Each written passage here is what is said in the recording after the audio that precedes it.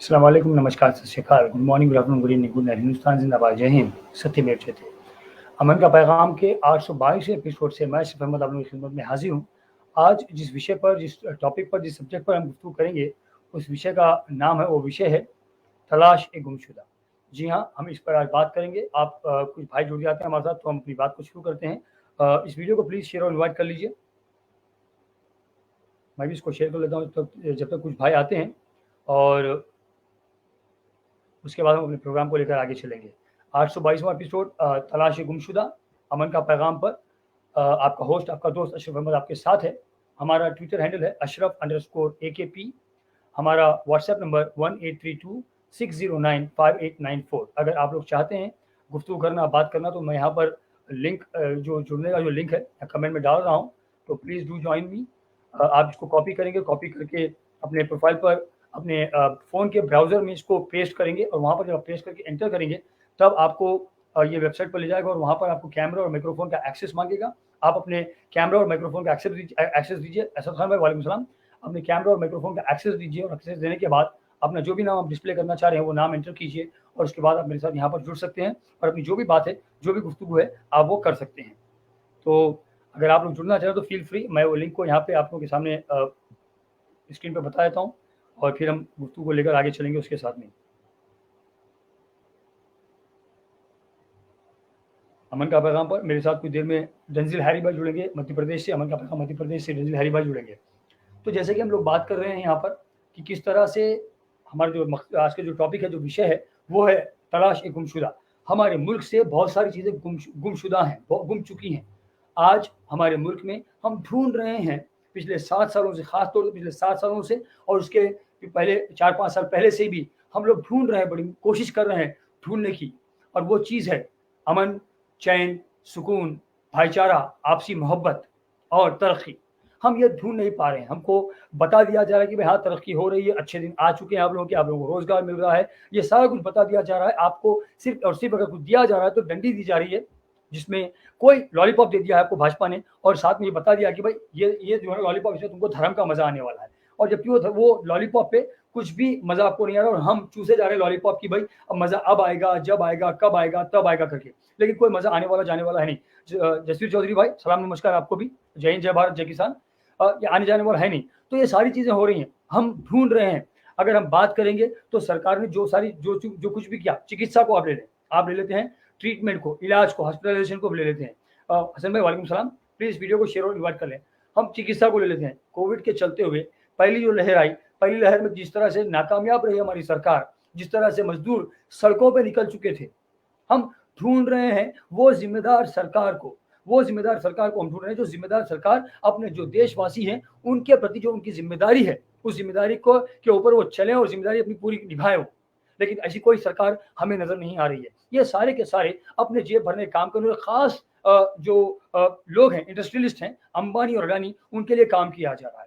रजील भाई, जय भारत, जय किसान। आपको भी अगर जुड़ सकते हैं आप, या जब भी रेडी हैं, आपके पास लिंक है, उसको आप टैप करके मेरे साथ जुड़ सकते हैं रजील भाई।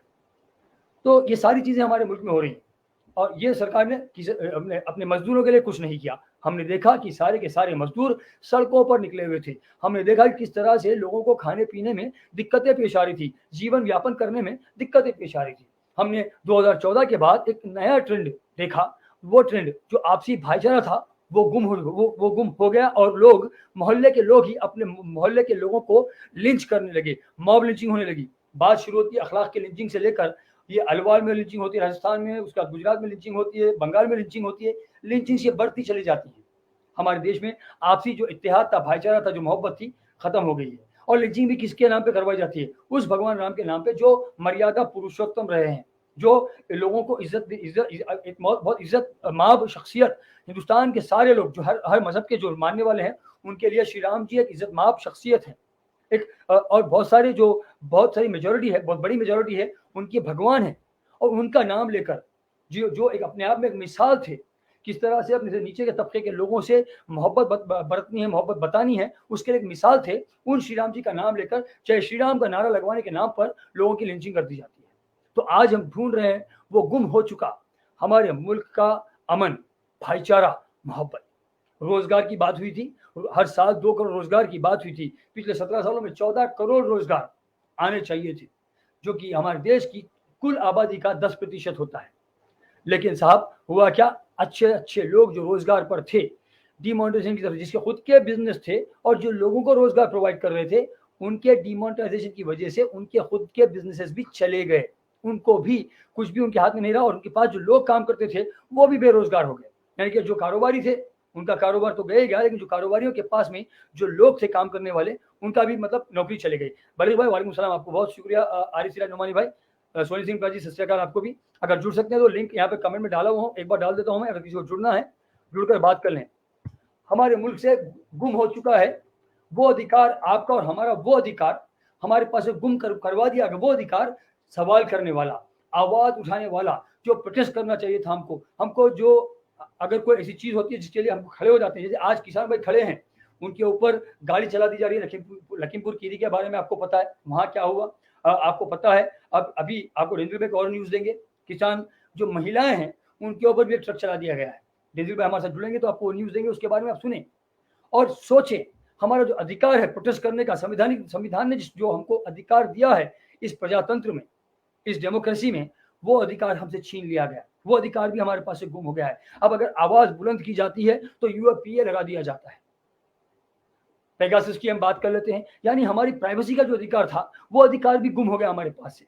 हम किसी से, कोई दोस्त से बात कर रहे हैं, हंसी मजाक कर रहे हैं, या फिर अपने घर में हैं, अपने घर की प्राइवेसी में, अपने स्पाउस के साथ में हमें, या वो मेल हो या फीमेल हो, स्पाउस के साथ में अगर हम हैं तो वो सारी चीजें भी पेगासस के जरिए ये लोग देख रहे हैं, ढूंढ रहे हैं, इनको पता चल रहा है कि हम क्या कर रहे हैं। पेगासस एक ऐसा सॉफ्टवेयर जो किसी के भी फोन में इंस्टॉल करने की जरूरत नहीं है, ये नेटवर्क के थ्रू डाला जा सकता है। और आपके फोन के जो बलवीर नुमानी भाई जुड़ गए हैं मेरे साथ, बलवीर भाई को हम जोड़ लेते हैं।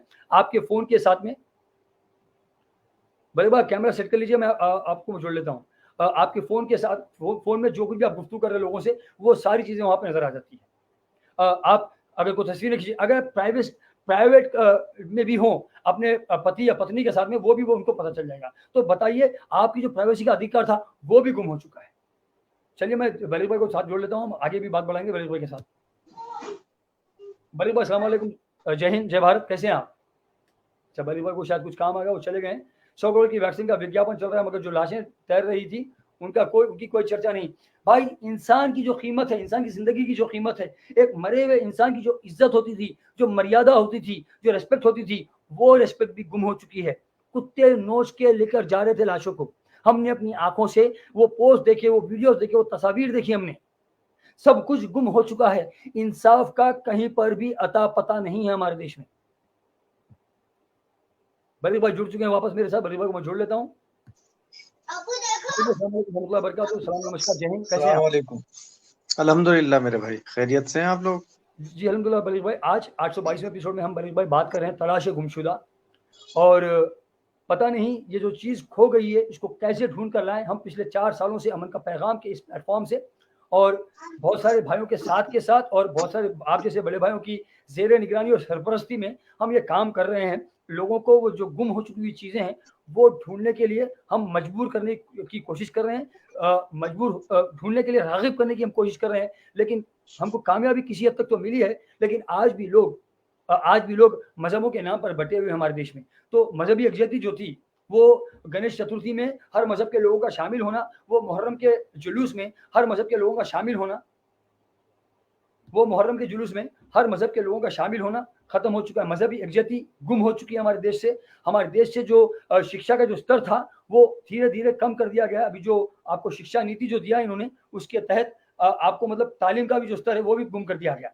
तो सारी चीजें गुम होती जा रही है हमारे बीच में से, और हम साहब यही लगे हुए हैं कि किस तरह से जय जयकार में लगना है, किस तरह से अपनी जो सरकार है, अपनी जो मोदी जी हैं, उनको हर हर मोदी, जो घर घर मोदी वाली बात थी, अपने जीवन में किस तरह से उस नारे को इम्प्लीमेंट करना है, उसी पर लगे हुए हैं। और वही जो तलाश गुमशुदा, जो गुमशुदा है, उसकी तलाश में हम ये शो कर रहे हैं, बरेक भाई आज का एपिसोड कर रहे हैं। जी नहीं, बिल्कुल सही बात कह रहे हैं आप कि अब से अगर आप 2014 से पहले भी जाएं तो आप ये देख रहे होंगे, बल्कि हमेशा हुआ है ये। अगर मैं बात सिर्फ मुहर्रम के जुलूस की करूं तो जहां पर पहले हम लोग रहते थे वहां पे बहुत बड़ा जुलूस हुआ करता था, और आप यकीन मानिए उसमें जो परसेंटेज होती थी मुसलमानों की और नॉन मुस्लिम की, वो बराबर ही होती थी लगभग। बेशक और अब अगर आप वहां पर जाके देखेंगे तो एक नई चीज वहां पर नजर आएगी आपको कि किसी भी समुदाय का कोई जुलूस हो, उसमें दूसरा समुदाय बहुत ही कम परसेंटेज में होगा, वो भी वो लोग वहां पर होंगे आपके और मेरे जैसे लोग जो चाहते हैं कि आज भी हम लोग आपस में मिलजुल कर रहे हैं, और वो कहीं ना कहीं एक तरफ को खड़े होके ये दिखाने की भी कोशिश करते हैं कि ये देखिए नॉन मुस्लिम का जुलूस है और मुसलमान स्वागत कर रहे हैं, और ये मुसलमानों का जुलूस है, कुछ नॉन मुस्लिम स्वागत कर रहे हैं। ये एक पैगाम देने की कोशिश की जाती है, सिर्फ अगर मैं ये कहूं कि दिखाया जाता है, क्योंकि अब वो वाली बात रही नहीं कि हम उनके साथ चले, अब हम सेपरेट हो गए, ये दिखाते हैं कि हम आपका स्वागत कर रहे हैं और लोगों तक मैसेज जाना चाहिए। तो ये जरूरत क्यों पड़ रही है? दूसरी बात, एक चीज और मैं बता दूं आपको, हम जैसे, आप जैसे, या और बहुत सारे साथी हैं नॉन मुस्लिम जी जो ये चाहते हैं कि लोगों को ये पता लगे कि हमें आपके जुलूसों से कोई परेशानी नहीं है, वेलकम है। वहीं पर कुछ समुदाय, मतलब दोनों समुदाय में कुछ लोग ऐसे भी हैं कि वो ये दिखाना चाहते हैं, जिसे वो कहते हैं कि शक्ति प्रदर्शन, कि अगर आप 1000 लोगों को लेकर चलेंगे, डीजे बजाएंगे, गाड़ियां निकालेंगे, झांकी निकालेंगे या हथियारों का प्रदर्शन करेंगे, तो हम भी किसी से कम नहीं हैं, जी हम भी आपको दिखा सकते हैं कि हम भी झांकी निकालेंगे। ये उन लोगों की सोच है, वो ये इसे कहते हैं शक्ति प्रदर्शन। जी मैं ये इस बेस पे कह रहा हूं आपसे बात कि एक मौका ऐसा आया जहां पे मैं पहले रहता था ईस्ट दिल्ली में, कि वहां पर हम लोगों ने ये कहा कि इन सब चीजों में क्या रखा है। एक सीधा सीधा ये उस टाइम की बात है जब उस एरिया में दंगे होकर चुके थे, कि हम एक काम करते हैं, सिर्फ एक काली पट्टी बांधते हैं हाथ पर, और हम लोग एक जुलूस निकालेंगे जिसे बिल्कुल चुपचाप निकाला जाएगा, और एक जगह से जाएंगे, बल्कि उसने पैगाम ये दिया जाएगा कि इस बार हम ये जो मामला है, ये इस बार का जुलूस का कट ऑफ करते हैं। जी जब ये बात पहुंची, उस टाइम के वहां पे डीसीपी साहब थे, वो आए, उन्होंने कहा ये मत कीजिए प्लीज, इससे मैसेज अच्छा नहीं जाएगा। उन्होंने तो कहा ही, साथ में वहां पर जो लोग रहते थे उन्होंने भी एक मैसेज ये दिया कि आप क्या हमें कमजोर दिखाना चाहते हैं? जी हम तो उन्हें ये दिखाएंगे कि अगर आप 10 लोगों को लेकर सड़क पर निकल सकते हैं तो हम 100 लोगों को लेकर निकलेंगे। तो हर तरह के, दोनों तरफ के लोग जो हैं हर तरह के हैं, आप में आपके मेरे जैसे भी हैं जो दिखावा इसलिए करते हैं कि चलिए हिंदू मुस्लिम एकता बनी रहे, और इस तरह के लोग भी हैं कि वो ये दिखाना चाहते हैं कि अगर आप अपने जुलूस में शक्ति प्रदर्शन करेंगे तो हम भी कम नहीं है। पहले भाई एक दौर था कि डांडिया वगैरह होता था नवरात्रि में हमारे हैदराबाद में, तो वहाँ पर हर मज़हब के लोग मिलकर जाके डांडिया खेलते थे, डांडिया रास होता था वहाँ पर और लोग खेलते थे। आज जाकर बजरंग दल के जो लोग हैं या आरएसएस के जो लोग हैं, उनके द्वारा जाकर मतलब ढूंढ कर नाम पूछ कर मुसलमानों को वहाँ से निकाला जा रहा है। तो ये जो देश की जो एकजुटता थी और जो एक दूसरे के जो त्योहारों को, तीजों को, ईदों को मिलकर मनाने की जो प्रथा हमारे देश में रही है, ये पिछले 7 साल से धीमे धीमे मतलब बिल्कुल खत्म होती चली जा रही है। तो ये एक चीज तो ये हो गई। अब जब हम सवाल करते हैं, हमारी जो आज़ादी थी, हमारा जो अधिकार है, संविधान ने जो दिया है अधिकार, जो आज भी है, वो जो आज भी है, हमारी देश की इस सरकार ने वो थामे कर दिया। यानी कि आवाज़ बुलंद करना, आपसे आप सवाल करें इनसे कि भाई आप ये जो कर रहे हैं, क्या कर रहे हैं? अगर आप इनकी कोई गलत हरकत पर प्रोटेस्ट अपना दर्ज कराते हैं, तो फटाफट आपके नाम पर या आप पर यूएपीए लगा दिया जाता है और आपको जेल में ठूस दिया जाता है। तो ये सारी चीज़ें भी हो रही है, यानी कि हमारे जो अधिकार हैं, वो भी गुम हो चुके हैं। वो सारे भी गुम हो चुके हैं, नहीं, हमारी जो प्राइवेसी। जी, जी। बिल्कुल बिल्कुल बिल्कुल। अब आप जैसे आपने कहा कि डांडिया में बजरंग दल वाले घुस जाते हैं और फिर वो उसमें से निकाल के मारपीट करते हैं, इसमें देखिए एक जो उनकी तो है ही जो भी परेशानी है, लेकिन जी, जो ऑर्गेनाइजर हैं, अगर मैं किसी डांडिया में चला जाता हूं जी, और वहां पर कुछ ऐसे मेरे साथी हैं नॉन मुस्लिम जी, जो मेरे साथ खड़े हुए हैं, तो कितने ही बजरंग दल आ जाए, असल में मसला क्या है कि हम अब दिमागी तौर पर भी कहीं ना कहीं एक नहीं रहे, हमारे दिमागों में भी सेपरेशन चला गया है, बिल्कुल। इसलिए कहीं ना कहीं अपनी कम्युनिटी के गलत चीजों को पर भी हम हाँ में हाँ मिलाने पर लगे हुए हैं। Very true. समझ रहे हैं आप? दूसरी ठीक बात है। यह है, एक डर भी है, एक माहौल भी है, जहां पर हम रह रहे हैं, हमें ऐसा लगता है कि अगर हम इन लोगों के खिलाफ बोलेंगे, इनका जो गलत कार्य भी है अगर हम उसके खिलाफ बोलते हैं, तो कहीं ना कहीं कल ये हमें भी टारगेट कर सकते हैं। सही है। किसी भी बहाने, किसी भी बहाने। देखिए, हर कम्युनिटी में एक अलग अलग मामलात हैं। अब आज मुझे एक बहुत अच्छी पोस्ट लगी, एक साहब ने एक डाला कि आप लिखते हैं कि मुस्लिम 22% है जी और दलित इतना परसेंट है, राजभर इतना परसेंट है, यादव इतना परसेंट है। तो जी जहां पर मुस्लिम का मामला आ रहा है वहां पर तो आप बता रहे हैं 22%, और जहां पर अब नॉन मुस्लिम का मामला आता है तो उनका टुकड़े टुकड़े करने शुरू कर देते हैं आप। जी, बात दिया। समझिए बात को। जी उसकी बात में गहराई बहुत थी। अब मैं अपनी उस बात पे आ रहा हूं जो मैं अभी आपसे कह रहा था। अगर कल मैं फिर बताऊं आपको एक अपना एक्सपीरियंस में आपको बताता हूं कि जब हमारे यहाँ पर माहौल बहुत खराब था तो डीसीपी साहब ने मुहर्रम से पहले एक मीटिंग रखी आम लोगों की, और जी उनसे ये कहा गया कि मुहर्रम का जुलूस में क्या करना चाहिए क्या नहीं करना चाहिए। जी इस मामले पर उन्होंने मीटिंग रखी और मुझे भी बुलाया गया। कोई साउथ के थे डीसी, वो एडिशनल वो थे कमिश्नर या क्या थे, मुझे ध्यान, एसीपी थे, साउथ के एसीपी थे, जी हैदराबाद के ही थे, वो बैठे हुए थे। तो मैंने उनसे ये कहा, जब मुझे कहा कि आप बताइए कुछ, आप एक्टिव हैं यहाँ पे, तो मैंने कहा ये जो आपने आम जनता को यहाँ पर बुलाया है, मेरा कहना सिर्फ इतना सा है कि ये वहां के जो ऑर्गेनाइजर हैं जिन्होंने आपको एप्लीकेशन लगाई है जुलूस के बारे में, जी उन्हें बैठा कर गाइडलाइंस दीजिए आप। जी भाई गाइडलाइंस उन्हें दीजिए, जुलूस तो वो निकालना चाह रहे हैं ना, आम जनता तो उसमें शामिल होगी। उनसे आप एक एफिडेविट साइन कराइए कि भाई आप को इतना शौक है निकालने का, ये तो आप एफिडेविट दीजिए, कोई अगर परेशानी होती है तो हम आपको कॉल करेंगे। तो वहां पर जो ऑर्गेनाइजर थे वो शाम को बाकायदा सब इकट्ठे होकर मेरे यहाँ आए और कहने लगे ये हरकत क्या किया आपने साहब, आप नहीं चाहते जुलूस निकलवाना, आप नहीं चाहते ये, आप तो ये हैं, आप तो वो हैं, दुनिया भर की बात उन्होंने वहां पर मुझसे की। जी लेकिन जब मैंने उनसे ये कहा कि साहब आप मुझे ये बता दीजिए कि आप जुलूस निकालवाना क्यों चाहते हैं, और अगर आप निकलवाना चाहते हैं तो आप जिम्मेदारी क्यों नहीं लेते। कल जब यहाँ पर दंगा होगा और जब लड़के उठेंगे तो उसकी जिम्मेदारी कौन लेगा, क्योंकि आपने रूट भी ऐसा बनाया है कि जहां पे आपको जाना ही नहीं चाहिए। आप बाहर से निकल जाइए ना, बाहर से निकलिए और पहुंचिए, आप अंदर से क्यों जाना चाहते हैं। तो कुल मिला के मैंने ये देखा कि वो बात डीसीपी साहब को उस टाइम, सॉरी एसीपी साहब को पसंद आई, और उन्होंने कहा सब अपना अपना वो जमा कराइए।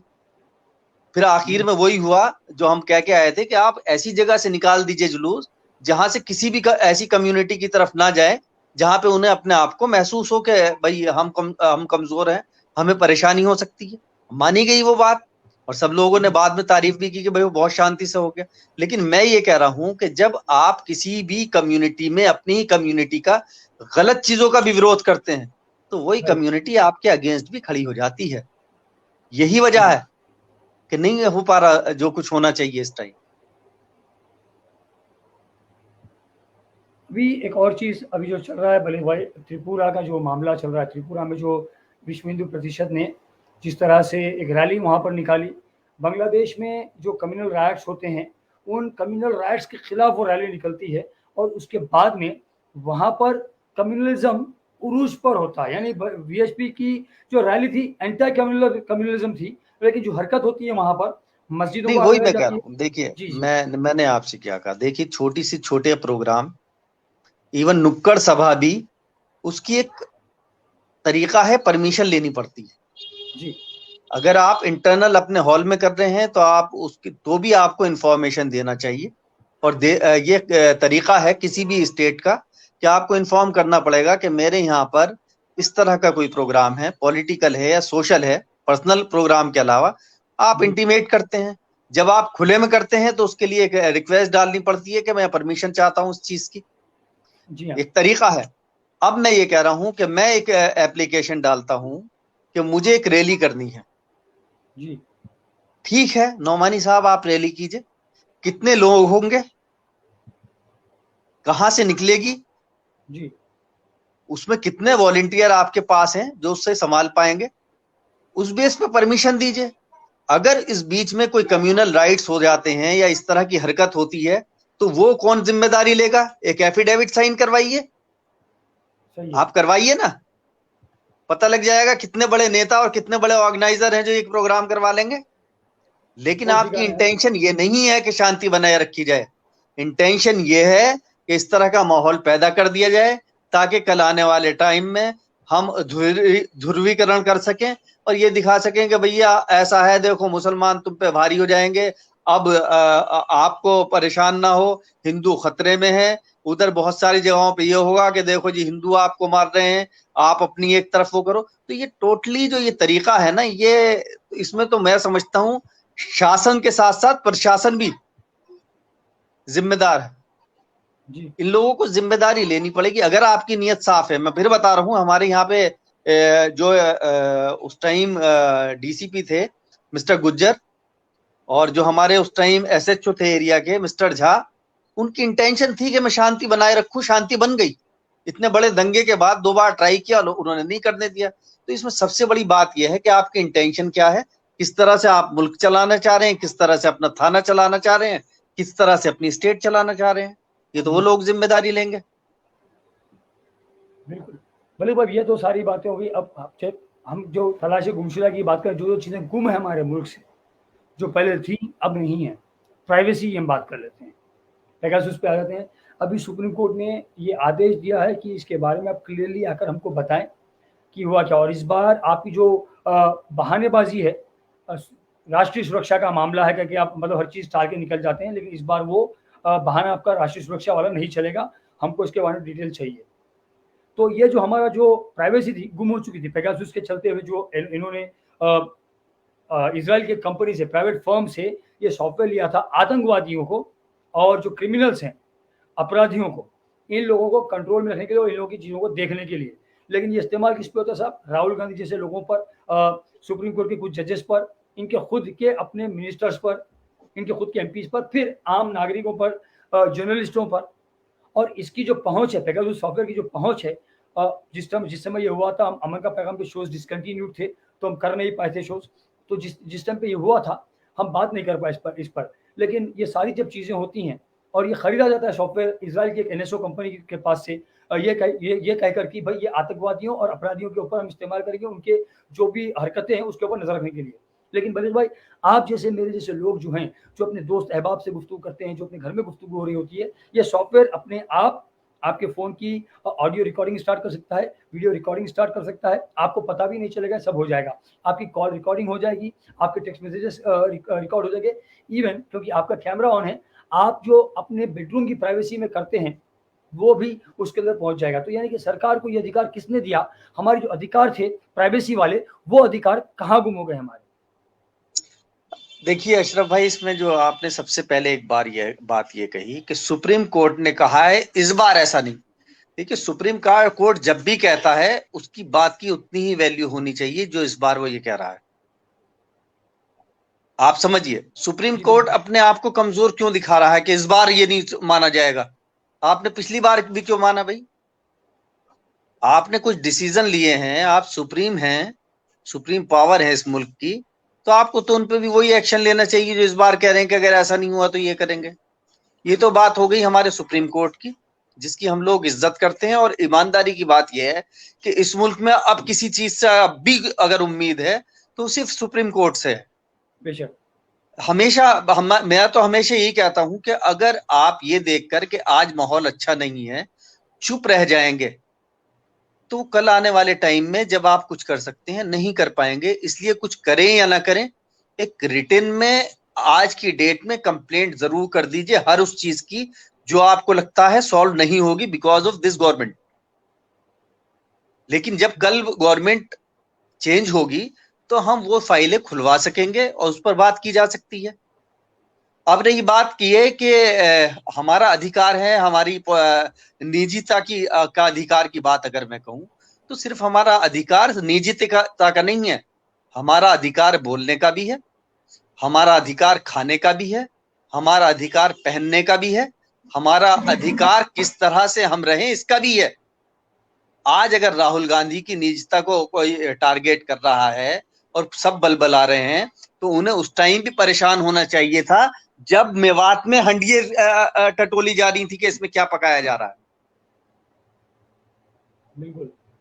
गुड़गांव में जब भी ये बात कर वहां पर बोला जाना चाहिए था, जब गुड़गांव की मस्जिदों में ये कह के बंद कराया जा रहा था कि कॉलोनी में आप नमाज नहीं पढ़ सकते क्योंकि वहां पे बहुसंख्यक आबादी ज्यादा है। आज हम इस बात पे कह रहे हैं क्योंकि अब ये हमारे ऊपर भी लागू होने लगी चीज। दूसरी बात, गवर्नमेंट का ये कहना कि हम ये इसलिए कर रहे हैं कि हमें पता रहना चाहिए क्रिमिनल्स कौन है या कहां से बातें चल रही हैं, ठीक है, लेकिन ये अगर इंटेंशन होती तो कम से कम राहुल गांधी जैसे लोगों पर या बड़े बड़े नेता जो इस पार्लियामेंट में हैं उन पर तो ये नहीं हो सकता था। कहीं ना कहीं अगर उन पे भी किया जा रहा है तो सरकार ये चाहती है कि कुछ इनके पॉइंट्स ऐसे हमारे हाथ लगे, जैसे कि मैं फिर बताऊं आपको, बहुत सारे बड़े बड़े नेताओं के बारे में सिर्फ ये कहा भी जाता है कि उनकी फाइलें दबी हुई हैं इसलिए आज वो मुंह नहीं खोलते। जब फाइलों के लिए वो मुंह नहीं खोलते तो अपने पर्सनल उसके लिए वो क्या क्या कर पाएंगे गवर्नमेंट के लिए। तो गवर्नमेंट तो टारगेट करेगी उन्हें। लेकिन फिर मैं ये कह रहा हूं कि ये जो आवाजें जब उठती हैं, जब हमारे सर के ऊपर तलवार लटक जाती है, ये पहले क्यों नहीं उठती जब लगता है कि शुरुआत है इस चीज की। जी बड़े भाई, तो अब ये तो ये होगा पेगासस का मामला। अब हम आगे चल के बात करना अगर करें हम, तो अभी जो सुप्रीम कोर्ट की हम बात कर रहे थे, तो बहुत सारी जो है ना हमारे देश से जो इंसाफ है वो भी गायब रहा है, वो भी गुम रहा है। और मैं समझता हूँ पिछले 1 साल पहले कुछ मैंने पोस्ट किया था, एक पिक्चर बनी थी यहाँ सुप्रीम कोर्ट की तस्वीर थी और उस पर लिखा हुआ भी था कि तलाश गुमशुदा last seen in supreme court of India. हम किसको ढूंढ रहे थे? इंसाफ को ढूंढ रहे थे, सुप्रीम कोर्ट को नहीं। तलाश गुमशुदा जस्टिस और लास्ट सीन सुप्रीम कोर्ट। और जो साल में लास्ट टाइम अच्छा इंसाफ का जो एक अच्छा फैसला आ रहा देश के लिए, वो हमने लिखा था उस पर। आज इंसाफ भी काफी टाइम लगा रहा है होने के लिए, या तो फिर इंसाफ मिल नहीं रहा है। जैसे आप डॉक्टर कफील को देख लें, संजीव भट्ट जी, उनके बारे में भी हमने अमन का पैगाम पर बहुत बार आवाज उठाई और सोशल मीडिया पर बहुत सारे जो सोशल वर्कर्स हैं वो लोग उनके लिए आवाज बुलंद कर रहे हैं, उठा रहे हैं आवाज। हम खालिद की बात कर लें, जी खालिद उसकी बात कर लें, हम उसके बाद में हम शर्जील इमाम की बात कर लें, तो ये सारी चीज़ें हमारे मुल्क में हो रही हैं। और ये ज़किया जाफरी जी पिछले 19 साल से, अभी अगले साल 20 साल हो जाएंगे, ये कोर्ट के चक्कर लगा रही हैं। अब सुप्रीम कोर्ट ने उनको भी 21 तारीख को, शायद आई थिंक अक्टूबर इस महीने की 21 तारीख को, उन्होंने सुप्रीम कोर्ट ने कहा है कि भाई मतलब डायरेक्शन दिया है गुजरात की गवर्नमेंट को कि जो SIT ने जो भी दस्तावेज दिए थे और क्लीन चिट दी थी ना, वो क्लीन चिट किस बेस पर दी थी उसको क्या कहते हैं उसको परयूज करेंगे हम, परसू नहीं परयूज। परयूज का मतलब ये होता है, मेरे सुनने वालों को बता दो, परयूज का मतलब ये होता है जो जो उनकी रिपोर्ट होगी, जो क्लीन चिट होगी, उसको इन डिटेल में supreme court word by word detail में बड़े गौर फिक्र के साथ में पढ़ेगा। उसका मतलब ये होता है। तो अवधेश वर्मा भाई, जय श्री राम आपको भी मेरे भाई। मुझे कोई दिक्कत नहीं है। अरे बिल्कुल मेरे भाई। अफसर भाई वालेकुम सलाम। बच्ची कॉलेज जाने डर रही है, बच्चे स्कूल जाने डर रहे हैं, हाउस वाइफ मार्केट जाने डर रही है, हस्बैंड जॉब पर जाने डर रहा है। क्या हो रहा है और क्यों, क्या होने वाला है पता नहीं। मोदी तो भगवान है, बाकी सब बंदर। बिल्कुल जिमी भाई, हम अगला सवाल और अगला डिस्कशन आपके कमेंट पे ही करेंगे। बिल्कुल मैं उसको स्क्रीन पे भी ले लूंगा अभी अपनी बात को मुकम्मल करके। तो ये जो सारी चीजें हो रही हैं बनी भाई, अब उसके बाद ज़किया जाफरी जी वहाँ पे अब कोड बोलता है, मैं उसको मंगाऊंगा और मंगाकर उसको मैं चेक करूंगा और सारा हम पर यूज़ करेंगे, सारा हम डिटेल में देखेंगे। उमर खालिद जो है, उमर खालिद साहब का भी उनके वालिद साहब अगर अखिलेश यादव से मिलने जाते हैं तो योगी जी बोलते हैं देखो समाजवादी पार्टी के बाद में कैसे लोग आ रहे हैं। तो ये सारी बातें होती हैं और खासतौर से हमारे जो देश का जो इंसाफ है वो कहीं गुम था। और जस्टिस रमन्ना के आने के बाद में हमको ये लगता है कि हो सकता है जो गुमा हुआ इंसाफ है वो शायद हमको बहुत जल्द मिल जाए, ये उम्मीद हम लगाए बैठे हैं। मिस्टर जुड़िया भाई वालेकुम सलाम। नहीं, बिल्कुल आप जो कह रहे हैं बात को, आपको आवाज, देखिए जस्टिस का मामला तो आज अभी मैंने कुछ देर पहले सुना कि ये आर्यन खान की जमानत हो गई जी। अब मुझे एक बात बताइए अशरफ साहब, क्या महाराष्ट्र हाई कोर्ट में आर्यन खान से पहले के बाकी केसेस नहीं है?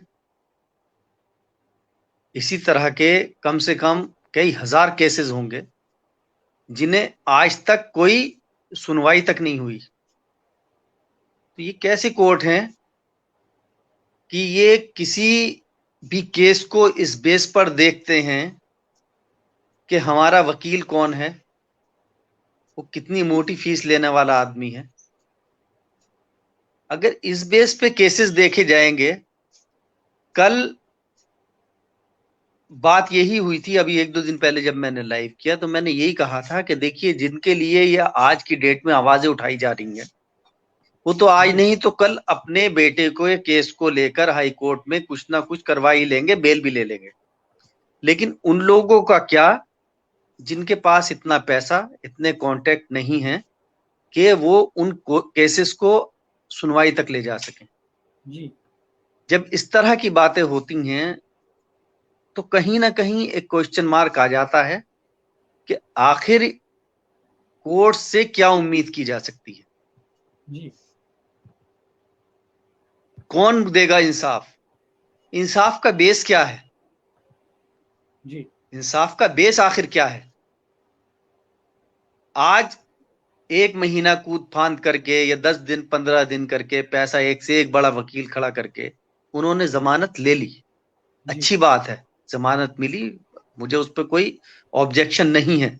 लेकिन इस तरह के सैकड़ों हजारों लाखों केस पड़े हुए हैं जिनकी कोई सुनवाई नहीं है। दूसरी बात, अगर आपने बात की उमर खालिद की या खालिद सैफी की या इशरत जहां की, इन लोगों के पीछे आखिर क्या वजह है जो बार बार कभी जज नहीं बैठते, कभी तारीख टाल दी जाती है? ये क्या है वजह? तो कहीं ना कहीं कोर्ट में अगर इस तरह से, भाई जैसे उनके लिए हर दूसरे दिन सुनवाई हो रही थी, कल भी हुई, आज भी हुई, परसों भी हुई, तो क्या इन बच्चों के लिए नहीं सुनवाई हो सकती? ये तो कोई क्रिमिनल भी नहीं किया, कोई क्राइम, ऐसा क्राइम तो है नहीं। अब आपने जो यूएपीए लगाया है उसका बेस क्या है? कल तो आप हम पे और आप पे भी लगा देंगे। बिल्कुल लगेगा। क्या आप सच को सच कह रहे हैं? भले भाई कहा नहीं जा तो सकता है, मेरे ऊपर लग चुका होगा। इसमें तो संज्ञान कोर्ट को लेना पड़ेगा मेरे भाई। बिल्कुल। जी, मुझे आपकी आवाज नहीं आ रही। नहीं, मैंने कहा मुझ पर तो लग चुका होगा अब तक। 4 साल से पीछे पड़ा हुआ हूं इनके हाथ धो के। आवाज आ रही है आपको? अशरफ साहब, मुझे आपकी आवाज नहीं आ रही है। अच्छा, मेरे सुनने वालों को आवाज आ रही है मेरी? मेरा मैच चालू है, आपकी आवाज मुझे क्लियर है। बलेश भाई, मेरी आवाज आ रही तो प्लीज यहाँ पे कमेंट कर दीजिए।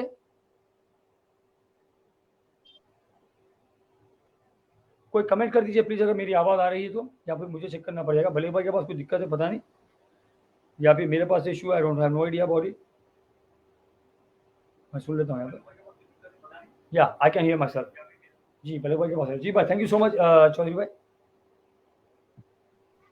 भले बस हमारे जी, आगे आवाज। आपकी जी जी आगे आपकी आवाज। आवाज़ मुझे आ रही थी, आपके पास कोई दिक्कत थी। जी। बिल्कुल हम उस पर भी बात करेंगे।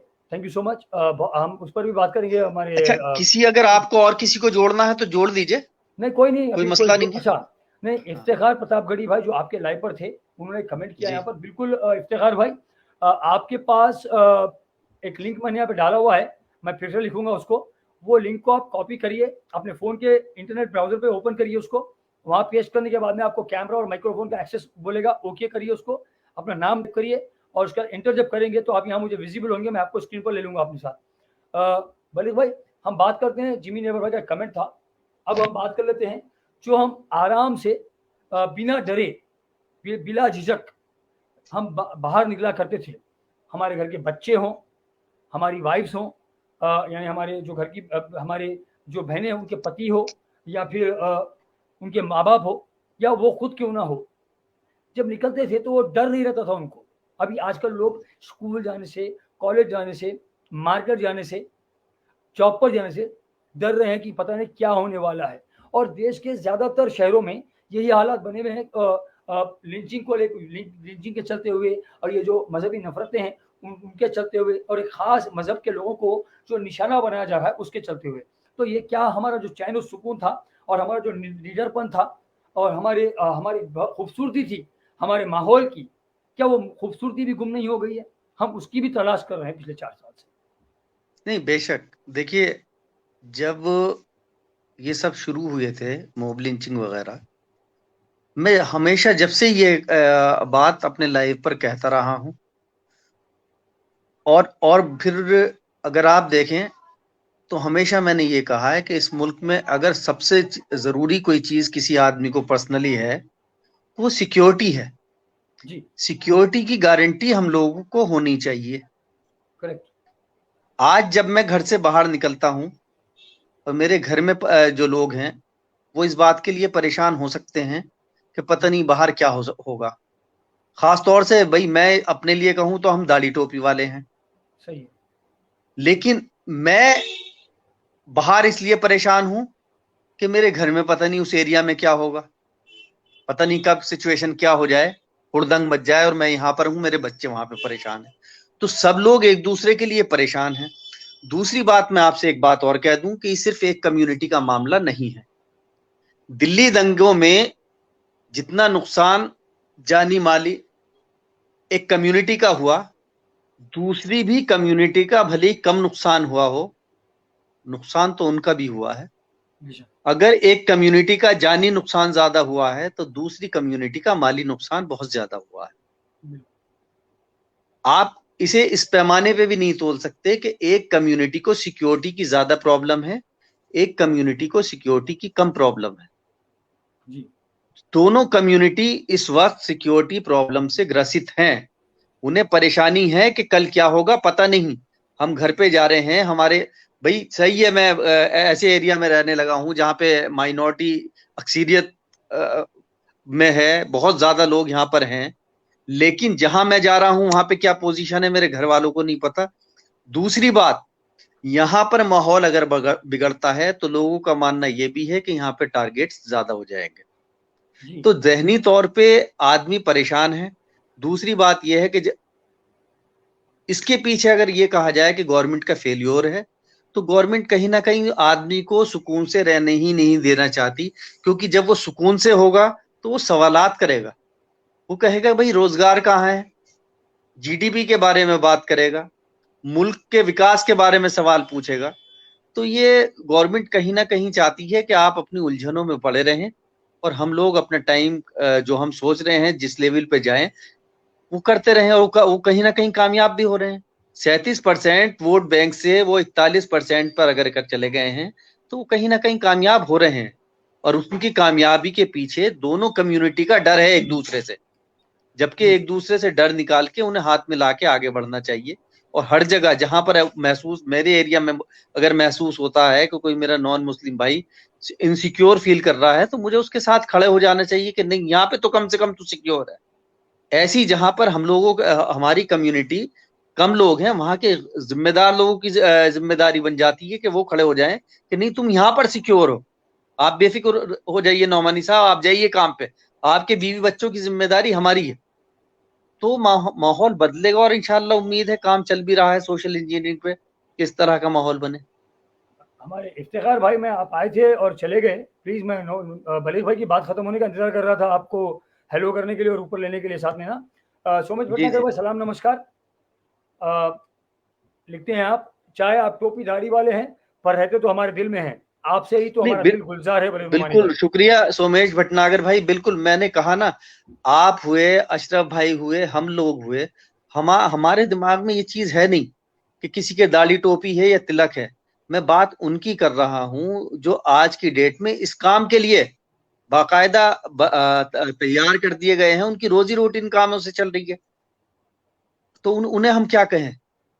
इस तरह के, अब कहा जाए तो इस तरह के काम को भी ये कहा जाएगा भी रोजगार बढ़ रहा है। और कमाल की बात क्या है ना सोमेश भाई, अभी 2 दिन पहले बलेग भाई लाइव थे, बलेग भाई के लाइव पे मैं जुड़ा था, वहाँ पे भी मैंने ये बात बोली और अभी कुछ देर पहले यहाँ पर भी ये बात बोली मैंने। मैं, आप आ गए तो आपको बोल देता हूँ। कमाल की बात ये है ना, अमन का पैगाम, पिछले 4 साल से जो काम हम कर रहे हैं, एक रास्ते पर चल रहे हैं और जब कभी भी हम अपने रास्ते से किसी को जवाब देने में, या जो हमको पॉइंट आउट करता है, उंगली उठाता है हम पर, हम उनको जवाब देने लग जाते हैं अपने काम को छोड़कर। जो अमन का पैगाम का मेन गोल है, मुल्क में अमन और एकजहती और भाईचारा कायम हो, उसको छोड़कर हम जब उसमें लगना शुरू हो जाते हैं, तो हमारे बड़े भाई हैं, बलीग भाई हैं, आप हैं सुमेश भाई, मैंने नाम लिया और बताया, और राजीव चौधरी भाई हैं, अहमद फारूक भाई हैं, आप लोग तब आप लोगों ने मतलब हमको गाइड किया, हमको वापस ट्रैक पर लाया है।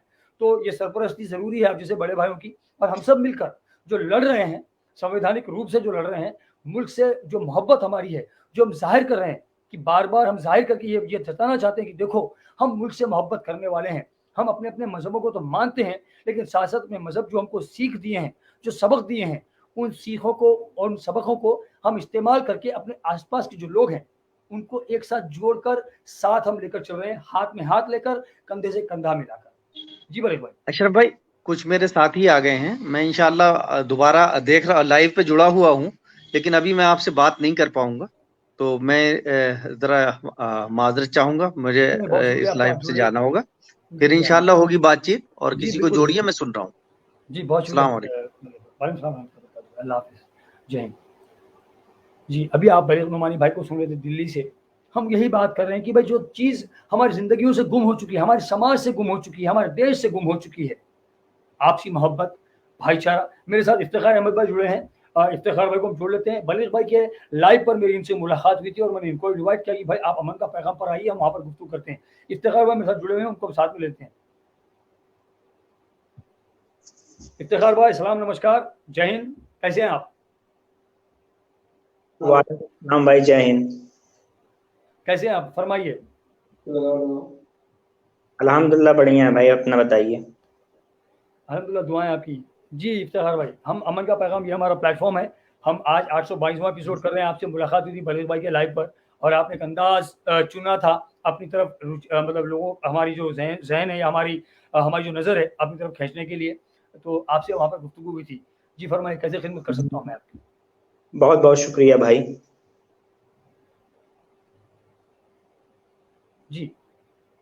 जी, मैं इस इशू पे बात करना चाहता हूँ कि मुस्लिम यूथ जो है, वैसे साहब के पॉलिटिकल विजन जो लेकर चल रहे हैं, उसके बारे में क्या सोचती है, क्या उसकी थिंकिंग है इस। मुझे आप पहले अपने बारे में बताइए कि आपकी क्या सोच है, जो ओवैसी साहब लेकर जो चल रहे हैं, आपकी सोच क्या है? फिर मैं बताता हूँ आपको जो मेरा तजुर्बा रहा है, और मैं खुद भी हैदराबाद से वाबस्ता हूँ, और वहाँ की जो पॉलिटिक्स है उसके हिसाब से भी मैं आपको बताता हूँ। लेकिन आप, क्योंकि you are from out of Hyderabad, Owaisi साहब को तो हमने बचपन में उनके वालिद साहब को देखा, उसके बाद जब होश संभालते उनको एमएलए बनते हुए देखा, उसके बाद एमपी बने हुए हैं, अभी भी हम देख रहे हैं उनको, उनके छोटे भाई को भी देखा हमने, और किन हालात में उनके छोटे भाई एमएलए बने हैं, वो हमको सारी मतलब दास्तान पता है। तो ये जब बाहर निकलते हैं, तो वो किस तरह की छाप लोगों के जहनों पर छोड़ते हैं, मैं आपसे जानना चाहूँगा असल में, और मेरे सुनने वाले भी शायद आपसे जानना चाहेंगे। जी, आप बेहतर वाकिफ होंगे उनसे, आप वहीं के रहने वाले हैं। मेरा ये ओपिनियन है उनके बारे में, कि उनके पॉलिटिकल विजन के बारे में, कि देश में हर कौम की अपनी एक लीडरशिप है, सिर्फ मुस्लिमों की ही नहीं है, चाहे किसी भी स्टेट का देख लीजिए।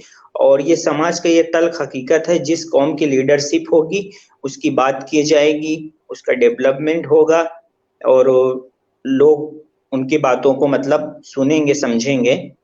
और वैसी साहब संविधान के दायरे में अपना पॉलिटिकल बेस बढ़ा रहे हैं, ये पॉलिटिकल जर्नी स्टार्ट किए हैं, संविधान के दायरे में लड़ाई लड़ रहे हैं अपना। तो इस हिसाब से हमें बेहतर ही लगता है कि भाई हर कौम का एक अपने लीडर हैं, तो इस हिसाब से मुस्लिम लीडरशिप की कोई बात ही नहीं कर रहा था, काफी टाइम बाद एक लीडर मिला है।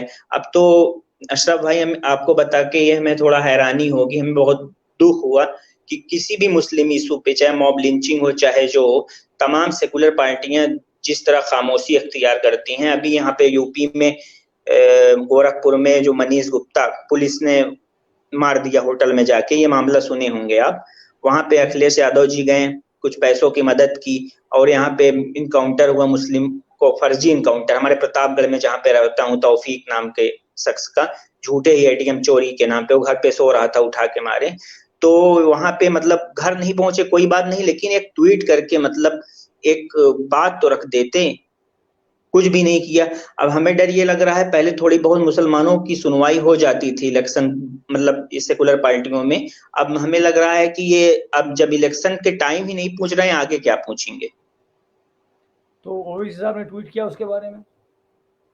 जी, ओवैसी साहब आए थे मेरठ में, उन्होंने पूरा जिक्र किया जितने भी यूपी में इंसिडेंट इस तरह के हुए हैं, उनमें नाम प्रतापगढ़ का भी उन्होंने लिया, तौफीक का भी। जी, मेरे साथ जंजील भाई जुड़े हैं, हमारे मध्य प्रदेश से हैं जंजील भाई, अमन का पैगाम टीम से वाबस्ता है और मध्य प्रदेश, पूरे मध्य प्रदेश में अमन का पैगाम का जो भी काम हम करते हैं वहाँ पर ज़मीन पर, वो काम मध्य प्रदेश में देखते हैं, उनको भी हम साथ में जोड़ लेते हैं अभी। आपको मैं जब तक जोड़ पाता, भले ही भाई साथ में थे, जब तक मैं आपको जोड़ पाता तब तक आप जा चुके थे, तो मैं आपका इंतजार कर रहा था, अच्छा आप ही गए। जंजील भाई को भी जोड़ लेते साथ में। जंजील भाई सलाम नमस्कार, जय हिंद, कैसे हैं आप? जय हिंद, जय भारत भाई, बहुत बहुत खैरियत से हूँ और आशा करता हूँ आप दोनों भाई। जी जी, आपकी मैं मुलाकात करा दूं। ये इफ्तिखार प्रतापगढ़ी भाई हैं, बलीग भाई के लाइव पर मेरी उनसे मुलाकात हुई थी। ओके, बलीग भाई के लाइव पर मेरी मुलाकात हुई थी और वहाँ पर मैंने इनको इनवाइट किया था कि आप कभी आइए उनका पैगाम पर, वहाँ पे गुफ्तगू करेंगे। तो आज हम जब लाइव आए उसके बाद में, आज जब शो कर रहे हैं तो भाई शायद फॉलो किए हुए थे पेज को, तो वो भी आ गए हैं। हिंदुस्तान के पॉलिटिशियन को पुलिस या गार्ड्स की जरूरत प्रोटेक्शन क्यों? बिल्कुल, अब जी उस पर भी बात करेंगे। तो मैं थोड़ा सा, आप जो ना पूछ रहे थे कि ओवैसी साहब के बारे में बात हो रही थी कि किस तरह से आज का जो यूथ है इंडिया का, वो यूथ, मुस्लिम जो यूथ है वो किस तरह से दिखता है। देखिए इफ्तिखार भाई, मैं आपको बड़े अदब के साथ में, नॉर्मली देखिए आपसे मेरी पहली मुलाकात है, अगर कोई ओवैसी साहब का चाहने वाला, हम क्योंकि अमन का पैगाम पर हैं, मैं आपको पहले अमन का पैगाम के बारे में छोटी सी बात बता दूं सुनने वालों को भी, हम किसी भी पॉलिटिकल पार्टी से वाबस्तगी नहीं है हमारी। हम कांग्रेस अगर खराब काम करेगी तो कांग्रेस का गिरेबान भी पकड़ेंगे हम, ओवैसी साहब गलत काम करेंगे, गलत बयानी करेंगे तो ओवैसी साहब का गिरेबान भी पकड़ेंगे, मोदी जी गलत काम करेंगे तो मोदी जी का भी गिरेबान पकड़ेंगे, जब अच्छा काम करेंगे तो गुणगान भी गाएंगे हम उनके, तीनों भी। जी जी, ठीक है, एक चीज। दूसरी चीज साहब, मेरी पॉलिटिकल पार्टी नहीं है, लेकिन मेरी जो पार्टी है वो है इंडिया, अमन का पैगाम। मेरी, जब मैं कह रहा हूँ जितनी भी अमन का पैगाम, जितनी भी टीम है, जो अमन का पैगाम के जो रेगुलर सुनने वाले जो ना, उनकी सोच बता रहा हूँ आपको मैं, मेरी बात ना होती है उनसे महीनों महीनों, लेकिन उनकी सोच मुझे पता है। तो हमारी जो पॉलिटिकल पार्टी है वो है हमारे इंडियन, हम इंडिया पॉलिटिकल पार्टी के। हमारा जो मैनिफेस्टो है साहब, हमारे देश का जो संविधान है, आइन है, कानून है, कॉन्स्टिट्यूशन है, वो हमारा संविधान है, हमारा मैनिफेस्टो है। और हमारा जो चुनाव चिन्ह है, जो आप इम्तियाजी निशान बोलते हैं, वो हमारा इम्तियाजी निशान, जैसे ओवैसी साहब का पतंग है, बीजेपी का कमल का फूल, कांग्रेस का पंजा, उसकी झाड़ू, उसकी साइकिल, उसकी खंदिल है ना, हमारा है तिरंगा, अमन का पैगाम का। ठीक है भाई। अब अगर आपके बजाय कोई और शख्स यहाँ पे होता जो हमको अरसे से जानता है, वैसा जानने वाले यहाँ पे आते नहीं गुफ्तगू करने एमआईएम के बारे में, क्योंकि उनको पता है एमआईएम के बारे में पूरा कच्चा चिट्ठा खोल के रख देंगे सामने। अब आपसे बिल्कुल अदबन मैं बात करूंगा, मैं बिल्कुल भी मतलब जिस तरह दूसरों से बात करता हूँ नहीं करूंगा। ओवैसी साहब के ऊपर एक मुसलमानों का कायद होने का जो ठप्पा लगा के रखे ना आप लोग, वो अल्लाह के वास्ते अपनी भलाई अगर चाह रहे हैं, हम लोग अगर अपनी भलाई चाह रहे इस हिंदुस्तान में, भारत में मुसलमान, तो ठप्पा उनके ऊपर से निकाल दीजिए सबसे पहले। मुसलमानों के लीडर नहीं है उन्होंने, he is only a good politician, remember that. कायद हमारे मुसलमानों का कायद वो होगा जो दीनी एतबार से हमारा कायद होगा। ये सियासी एतबार से कोई जो कायद है ना, हमारा कायद नहीं हो सकता। जी जी बिल्कुल, यही हम ही कहते हैं। जो लोग ओवैसी साहब जी बोले आप। जी, जो लोग ओवैसी साहब को मुस्लिमों का लीडर या SC ST का या OBC का या पिछड़ों का लीडर समझते हैं, वो समझ लीजिए एक नासमझी है। ओवैसी साहब उन लोगों की बात करते हैं जिनकी बात कोई नहीं करता। संवैधानिक, वो मतलब कॉन्स्टिट्यूशन को डिफेंड कर रहे हैं। वो कॉन्स्टिट्यूशन का किस तरह इम्प्लीमेंट हो जमीनी सतह पे, इक्वलिटी, लिबर्टी, फ्रेटर्निटी, मतलब बराबर से सब पे लागू हो, वो उस संविधान की बात करते हैं। अब ये देखिए, मैं इस बेस पर बात कर रहा हूँ कि तमाम सच्चर कमेटी आई, रंगनाथ मिश्रा आयोग आया, महमूद उल रहमान कमेटी आई, जिसमें बताया गया दलितों की हालत, मुस्लिमों की हालत दलितों से भी बदतर है। तो इसका जिम्मेदार कौन था? भाजपा तो थी नहीं, तमाम सो कॉल्ड सेकुलर पार्टियां भी थी। और सच्चर कमेटी में एक अहम बात मैंने पढ़ा था, उसको एक अहम बात पता चली कि सबसे ज्यादा अगर किसी स्टेट में मुस्लिमों की हालत खराब है तो पश्चिम बंगाल में। वहां पे तो आजादी के बाद से आज तक कभी भाजपा की सरकार नहीं बनी। तो मतलब मैं ये चाह रहा हूँ आप AIMIM से रिलेटेड क्वेश्चन ना करें, मतलब आप तो माशाल्लाह बहुत अच्छा काम कर रहे हैं। आप भारत की जो इस समय मौजूदा राजनीतिक स्थिति है उस पर बात करें। मेरे भाई जी, आपसे सवाल नहीं कर रहा हूँ, आपको बता रहा हूँ। मैं दूसरा बंदा होता तो मुझे सवाल जवाब करके, मतलब अभी तक तो वो 9 तो 11 हो चुका होता इधर से, लेकिन आपसे बेइंतहा सलीके से हमारी गुफ्तगू भी है, तो मैं आपसे सवाल नहीं कर रहा हूँ, मैं आपको सिर्फ इत्तला दे रहा हूँ ताकि दूसरे लोगों को भी आप इत्तला दें। अब हम जब बात कर रहे हैं ना, आपने कहा committee, Ranganath Mishra committee, Sachar committee, right? तो ओवैसी साहब, उनके वालिद साहब और उनके छोटे भाई हैदराबाद में इतने अरसे से एमएलए और एमपी हैं, ठीक है भाई। अब तालीम के शोबे की बात कर लेते हैं, जरूरी नहीं है कि सरकार करे, अगर जरूरी है कि सरकार करे तो ये भी एमपी साहब हैं, क्या लेकर आके दिया मुसलमानों को इन्होंने, अपना खुद का इनका मेडिकल कॉलेज है। एक मुस्लिम लड़का अगर सीट मांगने के लिए जाता है मेरे भाई, 1 करोड़ रुपए से शुरू होते ही, बोले मुस्लिम लड़के के लिए 1 करोड़ रुपए, ठीक है। अभी आप ही खुद बता रहे मुसलमानों की हालत कितनी खस्ता है। अब वो खस्ता हाल मुसलमान एक डॉक्टर की सीट के लिए 1 करोड़ कहां से लाएगा भाई? पिछले 40 साल से जब से हम स्कूल जा रहे हैं, 38 साल बोल सकते हैं आप, जब से हमको याद है, हम चार मीनार के दामन में ठेलों पर सेब, मौसम्बी, संतरे, अंगूर, अनानास, खजूर, दही बड़े बेचते हुए लोगों को हमने देखा है, मुसलमान लोगों को। और आज भी उनकी औलादें वही काम कर रही हैं, उनकी औलादों की औलादें भी वही काम कर रही हैं 38 साल बाद। तो ये हैदराबाद को गढ़ बोलने वाले, सियासत हमारे घर की लौंडी है बोलने वाले, सियासत जो कहते हैं ना, सियासत हमारे घर की लौंडी है, वो सियासतदान किसी का नहीं हो सकता, ना हिंदू का, ना मुसलमान का, ना सिख का, ना ईसाई का, वो सिर्फ अपने वोट का हो सकता है। उनके लिए आप और मैं वोट है, 1 नंबर है हम, वो भी 1 वोट। और अगर 2 नंबर अगर बन जाए, हम डबल बन जाए, तो समझ ले दूसरा वोट हम बोगस वोट है उनके वास्ते। कुछ लोग जाके डालते हैं 4-4 वोट। तो मैं आपको इत्तला दे रहा हूँ, सवाल जवाब नहीं कर रहा हूँ, आपको बता रहा हूँ। अब बाबरी मस्जिद के बारे में उन्होंने बहुत बोला, सुना होगा आपने, ओवैसी साहब ने ना, बहुत, मतलब बाबरी मस्जिद के लिए, मतलब उसकी बाजियाबी के लिए बहुत सारा काम किया इन्होंने, आवाज बुलंद की है ना, बिल्कुल मैं मानता हूँ इस बात को। लेकिन साहब हैदराबाद में 2 मसाजिद सेक्रेटेरिएट में शहीद कर दी जाती है चीफ मिनिस्टर के जरिए, नया सेक्रेटेरिएट बनाने के लिए। इनकी आवाज नहीं निकलती, ओवैसी साहब की आवाज चूने करते हैं। और हिंदुस्तान भर में बाबरी मस्जिद का डंका पीटना, क्यों? आपका वोट चाहिए, उनका वोट चाहिए, मेरा वोट चाहिए, हिंदुस्तान भर से। हैदराबाद के वोट जेब में है। मस्जिद अल्लाह का घर, हैदराबाद का भी वही होता, बाबरी मस्जिद भी वही होती। बाबरी मस्जिद को ज्यादा आप जो है ना वो देखकर, और हैदराबाद की मस्जिदों को बिल्कुल नजरअंदाज करके नहीं चल सकते। आज तक भी सिर्फ, और सुनिए, 4 या 6 महीने तक सोशल मीडिया पर हैदराबादियों ने काफी वावेला मचा दिया था। मेरे अलावा और बहुत सारे लोग जो हैदराबाद में सोशल काम करते हैं, उन लोगों ने वावेला मचा दिया कि ओवैसी साहब ने हैदराबाद की मसाजिदों के शहादत पर कुछ क्यों नहीं बोला। तो तब जाके एक पोस्ट एक बार बड़ी मुश्किल से ओवैसी साहब ने बोल दिया।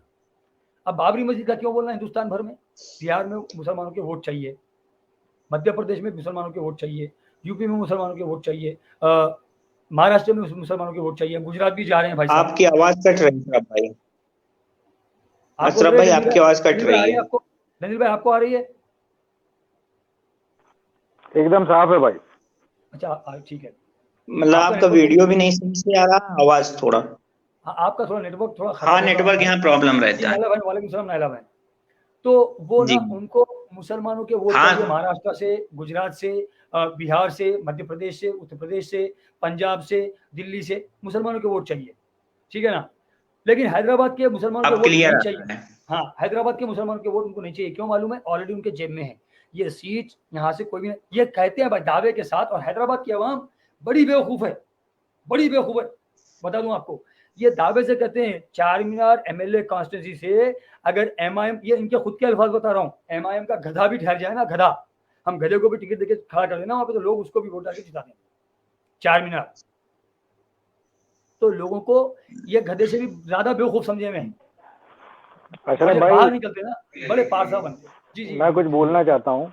जी जी बिल्कुल। हालांकि कोई भी देखने वाले या भाई इसे पर्सनली ना ले।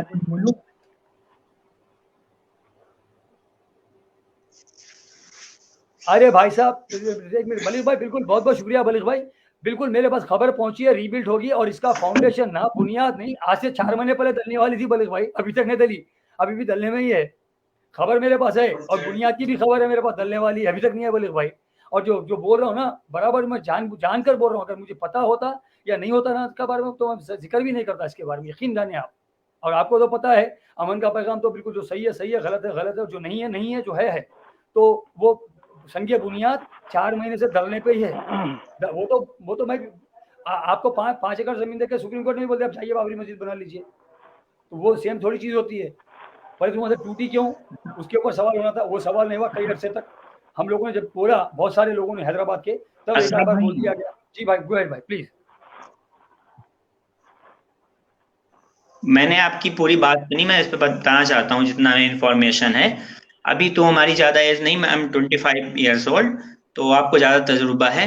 आपने सिकरेडियर मस्जिद का जिक्र किया, तो असद अकबरुद्दीन ओवैसी साहब ने असेंबली में, तेलंगाना असेंबली में केसीआर से मुतालबा किया। केसीआर ने भरोसा भी दिलाया, थोड़ा लेट होगा लेकिन सिकरेडियर मस्जिद उससे भी बड़ी बनेगी इंशाल्लाह।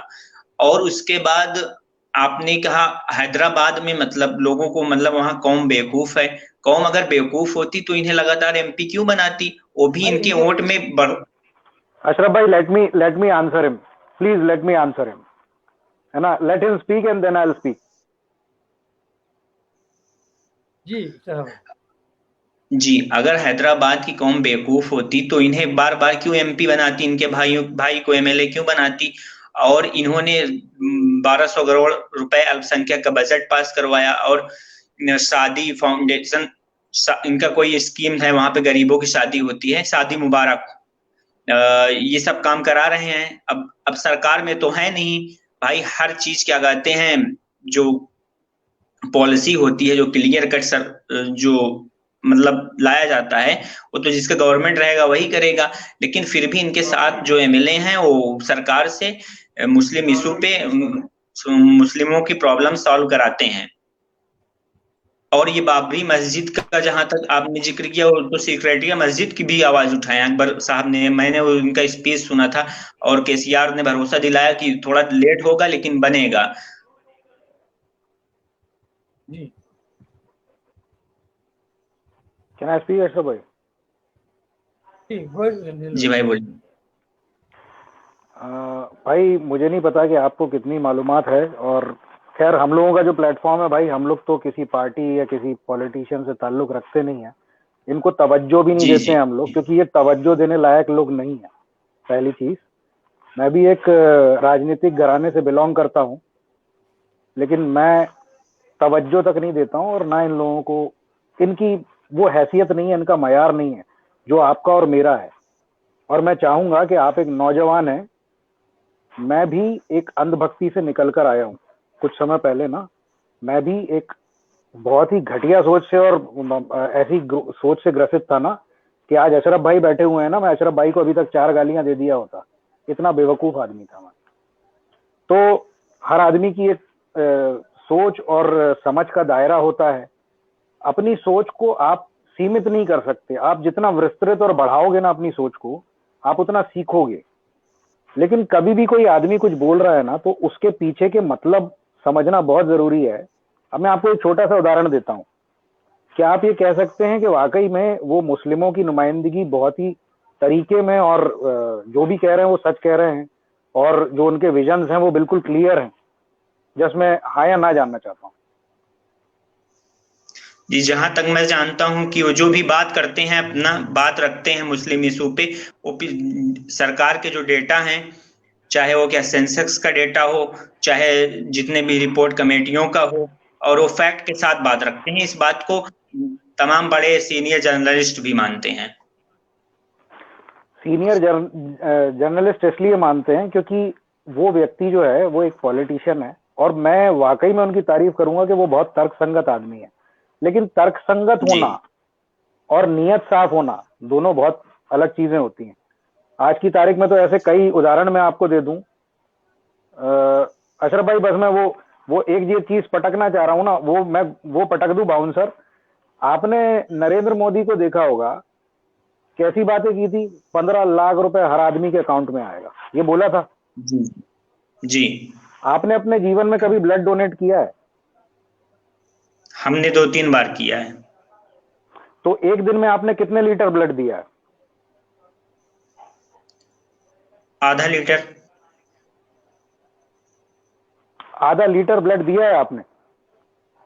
जी, अप्रोक्सीमेट इतना याद नहीं है, आधा लीटर लमसम की, उससे कम 300 या 350 ग्राम। मैंने अपने जीवन में 37 टाइम्स ब्लड डोनेट किया है, 37 जी टाइम्स। और मैं आपको उसका एग्जैक्ट जो होता है ना, वो 350 to 365 ml होता है, एक जो पाउच होता है, सॉरी, है ना सर? 300 से 350 ml। जी, तो मैं हर 3 महीने 4 महीने में देता रहता हूँ। अब आप मुझे बताइए जी, कि मैं 15 लाख और 15 बोतल खून में कैसे जस्टिफाई करूं, या वो कैसे निकाल के बता पाऊं कि ये दोनों चीजें जो हैं, आप समझ चुके होंगे मैं क्या कहना चाह रहा हूं। जी, जी, उनका 15 बोतल ब्लड वाला आपने बयान सुना था, मैंने भी सुना था। मुझे भी काफी हैरत हुई, लेकिन अशरफ हो भाई सकता है। कंटिन्यू। मेरे भाई जी, मैं एक सिर्फ बात 15 कहना बोतल, चाहता हूँ। नहीं आप रखिए मेरी बात मुकम्मल, खाली एक सेंटेंस ऐड कर दूं, फिर मैं उसी में बोल रहा हूँ। 15 बोतल खाली खून ने दिया उन्होंने, ऐसा बोतल निकालते थे तो लेके भाग के देके आते थे, ऐसा निकालते थे भाग के देके आते थे जाके। हाँ, तो मैंने ये सुना, ये तो इम्पॉसिबल है फिलहाल, लेकिन मीडिया ने कोई उनसे पूछा भी नहीं इस मसले पे ना, उनका भी नहीं अनजाने अरे जबान फिसली हो या कुछ, और इंसानों से तो गलती होती ही रहती है। एक मिनट, अरे भाई बहुत अच्छी बात बोले आप, कोई पूछा नहीं, यही तो बोल रहे हम, पूछिए पूछिए। नरेंद्र मोदी 15 लाख बोला ना, हम पूछ रहे, इन लोग 15 बोतल बोले, हम पूछ रहे, 15 लाख पे आप पूछ रहे, 15 बोतल पे क्यों नहीं पूछ रहे भाई? 15 बोतल पे क्यों नहीं, हम 15 लाख पे हम हम मिलेंगे तो इंशाल्लाह जरूर पूछेंगे। अरे नहीं, हम क्या मिलके पूछे? ये तो मीडिया का काम अरे है। इफ्तिखार भाई, अरे सुने ना मुझे मुकम्मल, भाई आप हमारे भाई हो, आप हमारे भाई हो, आपका और मेरा हक है ये पूछने का। आप सोचिए, इतना पैसा खर्चा करके इन लोगों को हम ये यहाँ पे इतनी ऐश आराम ये कर रहे हैं, पेंशन ये खा रहे हैं। अगर असद ओवैसी साहब या कोई भी नेता वाकई जनता का नुमाइंदा है ना, तो असद ओवैसी साहब का पहला ये जो होना चाहिए कि मैं अपनी पेंशन खत्म कर रहा हूँ, और इस बात के ऊपर हम बात करेंगे कि देश में जिन गरीबों को पेंशन नहीं मिल रही है, हम नेता क्यों लेंगे पेंशन? अगर विधायक बन गए तो पेंशन, सांसद हो गए तो पेंशन, 2 पेंशन, फिर कोई और पद मिल गया उसकी पेंशन, और जनता को दे दी टेंशन ही टेंशन। खाने के वांदे हैं लोगों के। सर सब्सिडी में खाना खाते, सब्सिडी में खाना खाते हैं 2 रुपए में, 2 रुपए प्लेट में आज किसको खाना मिल रहा है? जो जी इफ्तिखार भाई, एक छोटी सी बात बोलता हूँ, अगर मोदी नेता मतलब जिस तरह वो कॉन्स्टिट्यूशन पे वोट लेता है, जिस तरह कोई भी लीडर कॉन्स्टिट्यूशन पे वोट लेता है, अगर उस तरह कोई काम कर रहा है, मान लीजिए XYZ, किसी को भी असद साहब को यहाँ पे नहीं, कोई भी हो, बंदा काम कर रहा है, मेहनत से कर रहा है अपना, लोगों की सेवा कर रहा है, जैसे पॉलिटिक्स में जिस पर्पज से लोग आते हैं, अगर वो पेंशन ले ही रहे हैं तो इसमें बुरा क्या है? नहीं, मैं जस्ट आपको एक उदाहरण दे रहा हूँ मेरे भाई, आप मेरे भाई हैं, मैं आपको उदाहरण ही दे रहा हूँ, क्योंकि आपको अभी बहुत मालूमात करने की जरूरत है। आप एक देखिए, वो जो मोदी लहर थी ना, आपको ओवैसी लहर नहीं बनानी है। आपको एज ए इंडियन चीजों को सोचना है कि आप कहाँ जा रहे हैं। अगर आप उसको एक पार्टी के तौर पे रख के देखेंगे ना, तो वो चीज जो है ना, वो पूरा डाइवर्जन ले आएगी। और मैं आपसे ये नहीं कह रहा हूँ, मेरे भाई हैं आप, मैं जस्ट आपसे आज क्यों ये सब चीजें डिस्कस कर रहा हूँ कि हमको भाजपा और कांग्रेसियों से अलग आज कुछ टॉपिक मिला है बात करने के लिए। हैदराबाद के अंदर जो वोटिंग परसेंटेज है, और अगर हम बात करें डेवलपमेंट की, पिछले साल बहुत खतरनाक बाढ़ आई थी हैदराबाद में कोविड के बाद। मैं आज भी बोल रहा हूँ और मेरे लाइव पे बार बार बोलता हूं मैं। हमारे एक भाई वहां बैठे हैं, इकबाल हुसैन, उन्होंने बाढ़ में इतने पानी में घुस के लोगों की मदद की, लोगों को मदद पहुंचाई है। अमन के पैगाम की टीम ने मदद पहुंचाई है। कहां थे असद साहब उस समय? और वो 1 साल हो गया, पिछले साल। अशरफ भाई आप कंटिन्यू करिएगा इस मुद्दे पे, आपको ज्यादा पता होगा। नहीं, और एक बात बोलता हूँ मैं, असद साहब कहाँ थे? नहीं, उस टाइम पर अकबरुद्दीन ओवैसी जाकर जब लोगों से मिले, हमने तारीफ की उनकी। जो सवाल जिस तरह कर रहे हैं अकबर साहब भी, फोटो है, मैं आपको भेज दूंगा इनबॉक्स में। सुने आप, जो जाकर मदद की ना, और लोगों से बात की, वो वीडियो हमने पोस्ट की। अच्छा काम होगा सर आंखों पर, गलत काम होगा जी बिल्कुल हमारे हाथों पर। गिरेबान हमारे हाथों पर, अच्छा काम सर आंखों पर, गलत काम किया, अब गिरेबान हमारे हाथों पर। अब सुनिए, आप सुकून से सुनिए, मैं आपसे बहस करने के लिए बात नहीं कर रहा हूँ मेरी जान, आप आराम से सुनिए, मैं भी आराम से बात कर रहा हूँ। अब तक कोई दूसरा होता ना, यकीन जाने बंदा रफा दफा क्लीन यॉर्कर मार के उसको क्लीन बॉल कर देते, तो क्रशिंग यॉर्कर डालते हम लोग पैरों पे सीधा। आपको तो मैं सीधा सीधा गुड लेंथ खिला रहा हूँ जब से, ठीक है ना, आप खेलें, आप गुड लेंथ सुकून से बैटिंग करें, हम आपको आउट नहीं करेंगे, आराम से खेलें, आप परेशान ना हो। देखिए भाई, हैदराबाद में जो फ्लड्स आए ना, उस फ्लड के दम पे काम किया। अब फ्लड्स क्यों आए पहले वो बता देता हूँ आपको। हैदराबाद में एक तालाब, जहाँ पे फ्लड्स आए ना, वो तालाब था पहले, तो तालाब सूख गया, तो MIM के लीडर्स वो तालाब की जमीन पे कब्जा कर लिए, पानी सूख गया बोल के, वो भी गरीब मुसलमानों को बेच दिए, ठीक है। अब बारिश आई तो पानी आ गया। एक चचा है, पुराने दाढ़ी वाले रहते, सफेद दाढ़ी रहती इनकी उतनी, उनका वीडियो है, आप मुझे भेजिए, मैं भी भेजता हूँ आपको, बहुत सारे मेरे इतने हैं मेरे पास, जितने के अंदर थक जाना उतने है। तो वो चचा बोलते हैं पानी हमारे अंदर नहीं आया, हम लोग पानी में घुसे, सो कई को कब्जे की जमीन पर थे। अब लॉकडाउन में, कोरोना के लॉकडाउन में अकबरुद्दीन ओवैसी ने अनाज बांटा, हमने उस पर बात की, हमने तारीफ की। अकबरुद्दीन ओवैसी साहब, जब बलीग नुमानी भाई से मेरी पहली बार लाइव पे बात हुई थी, जब मैंने अकबरुद्दीन ओवैसी के स्कूल के काम पर तारीफ की, मगर 15 मिनट में हम सवाल उठाएंगे। अब कमाल देखिए आप, 15 लाख आपके खाते में, 15 बोतल खून आपकी बॉडी में, 15 मिनट के लिए पुलिस हटेंगी तो सारे मसले हल होंगे। उसके बाद में और एक 15 है, अब और एक कौन सा 15 आप भूल गए होंगे, मेरे को याद है, क्या नाम है, वारिस पठान का 15, हम 15 करोड़ है, याद है ना रिजिल भाई, हम 15 करोड़ है। तो ये 15 का आंकड़ा क्या माजरा है भाई? Thank you so much Ahmed भाई, क्या माजरा है ये 15 का, क्यों हमको गोलियां दे रहे भाई? हाँ, और सुनिए, जब 15 बताना चाहता हूं भाई, आपसे नहीं सवाल कर रहा हूं मैं, ओवैसी साहब से सवाल है। हम 15 लाख जी बिल्कुल, बोला था, नहीं दिया तो सवाल कर रहे, जी बिल्कुल, गलत बयानी थी, हमने सवाल किया, हम सवाल कर रहे हैं, और उनसे सवाल करने के लिए हम जाके मुलाकात नहीं कर रहे उनसे, हम अपने अपने पैमाने पर अपने सोशल मीडिया पर बैठ के सवाल कर रहे, मोदी से मिलके नहीं कर रहे। और 15 बोतल पे भी, 15 मिनट पे भी, 15 करोड़ पे भी आपको और हमको सवाल करना पड़ेगा। 15 लाख पर भी, 15 लाख का तो पहले बोल दिया आप आने से पहले रंजिल भाई, 15 पे हम कर रहे हैं, आप भी कर रहे हैं, मैं भी कर रहा हूँ, मिलके थोड़ी कर रहे हैं, उनसे बोल रहे ना, जो गलत है वो गलत बोल रहे ना। उसी तरीके से 15 बोतल खून पूरी बॉडी में नहीं रहता, क्या बात कर रहे हैं, ऐसा निकाल के ले रहा था, भाग रहा था जीने को, फिर आ रहा था, फिर लेट रहा था, फिर निकाल रहा था, फिर भाग रहा था, फिर आ रहा था, क्या है ये भाई? ये एक बहुत बड़ा उदाहरण मैं आपको दे रहा हूँ। अशरफ भाई यूएस में बैठे हैं, मेरे को एक चीज बहुत अच्छी लगती है, वहां पे जनता जो है ना, वो ऐसे रखती है पॉलिटिशियन को बिल्कुल। अगर कॉलोनी का पार्षद भी है ना, तो वो जनता के बीच में बैठ के जाके पूछता है मैं आपके लिए क्या कर सकता हूँ, आप मुझसे चाहते क्या हैं। ये नहीं है कि हम तुम्हें साइकिल बांट देंगे, हम तुम्हें लैपटॉप बांट देंगे, ये सब चीजें नहीं होती है, वो प्रजातंत्र कहलाता है। हमारे यहाँ क्या भीख देने वाला सिस्टम है, मैनिफेस्टो बना दिया, ले भैया मैं 370 दे दूंगा, ले भाई मैंने आज यहाँ इतना फंड दे दिया, कितना दे दूं, 80,000 करोड़ और बढ़ाऊं, भीख दे रहे हैं, ये भीख, वो हमारा पैसा है, तुम भीख दे रहे हो हमको।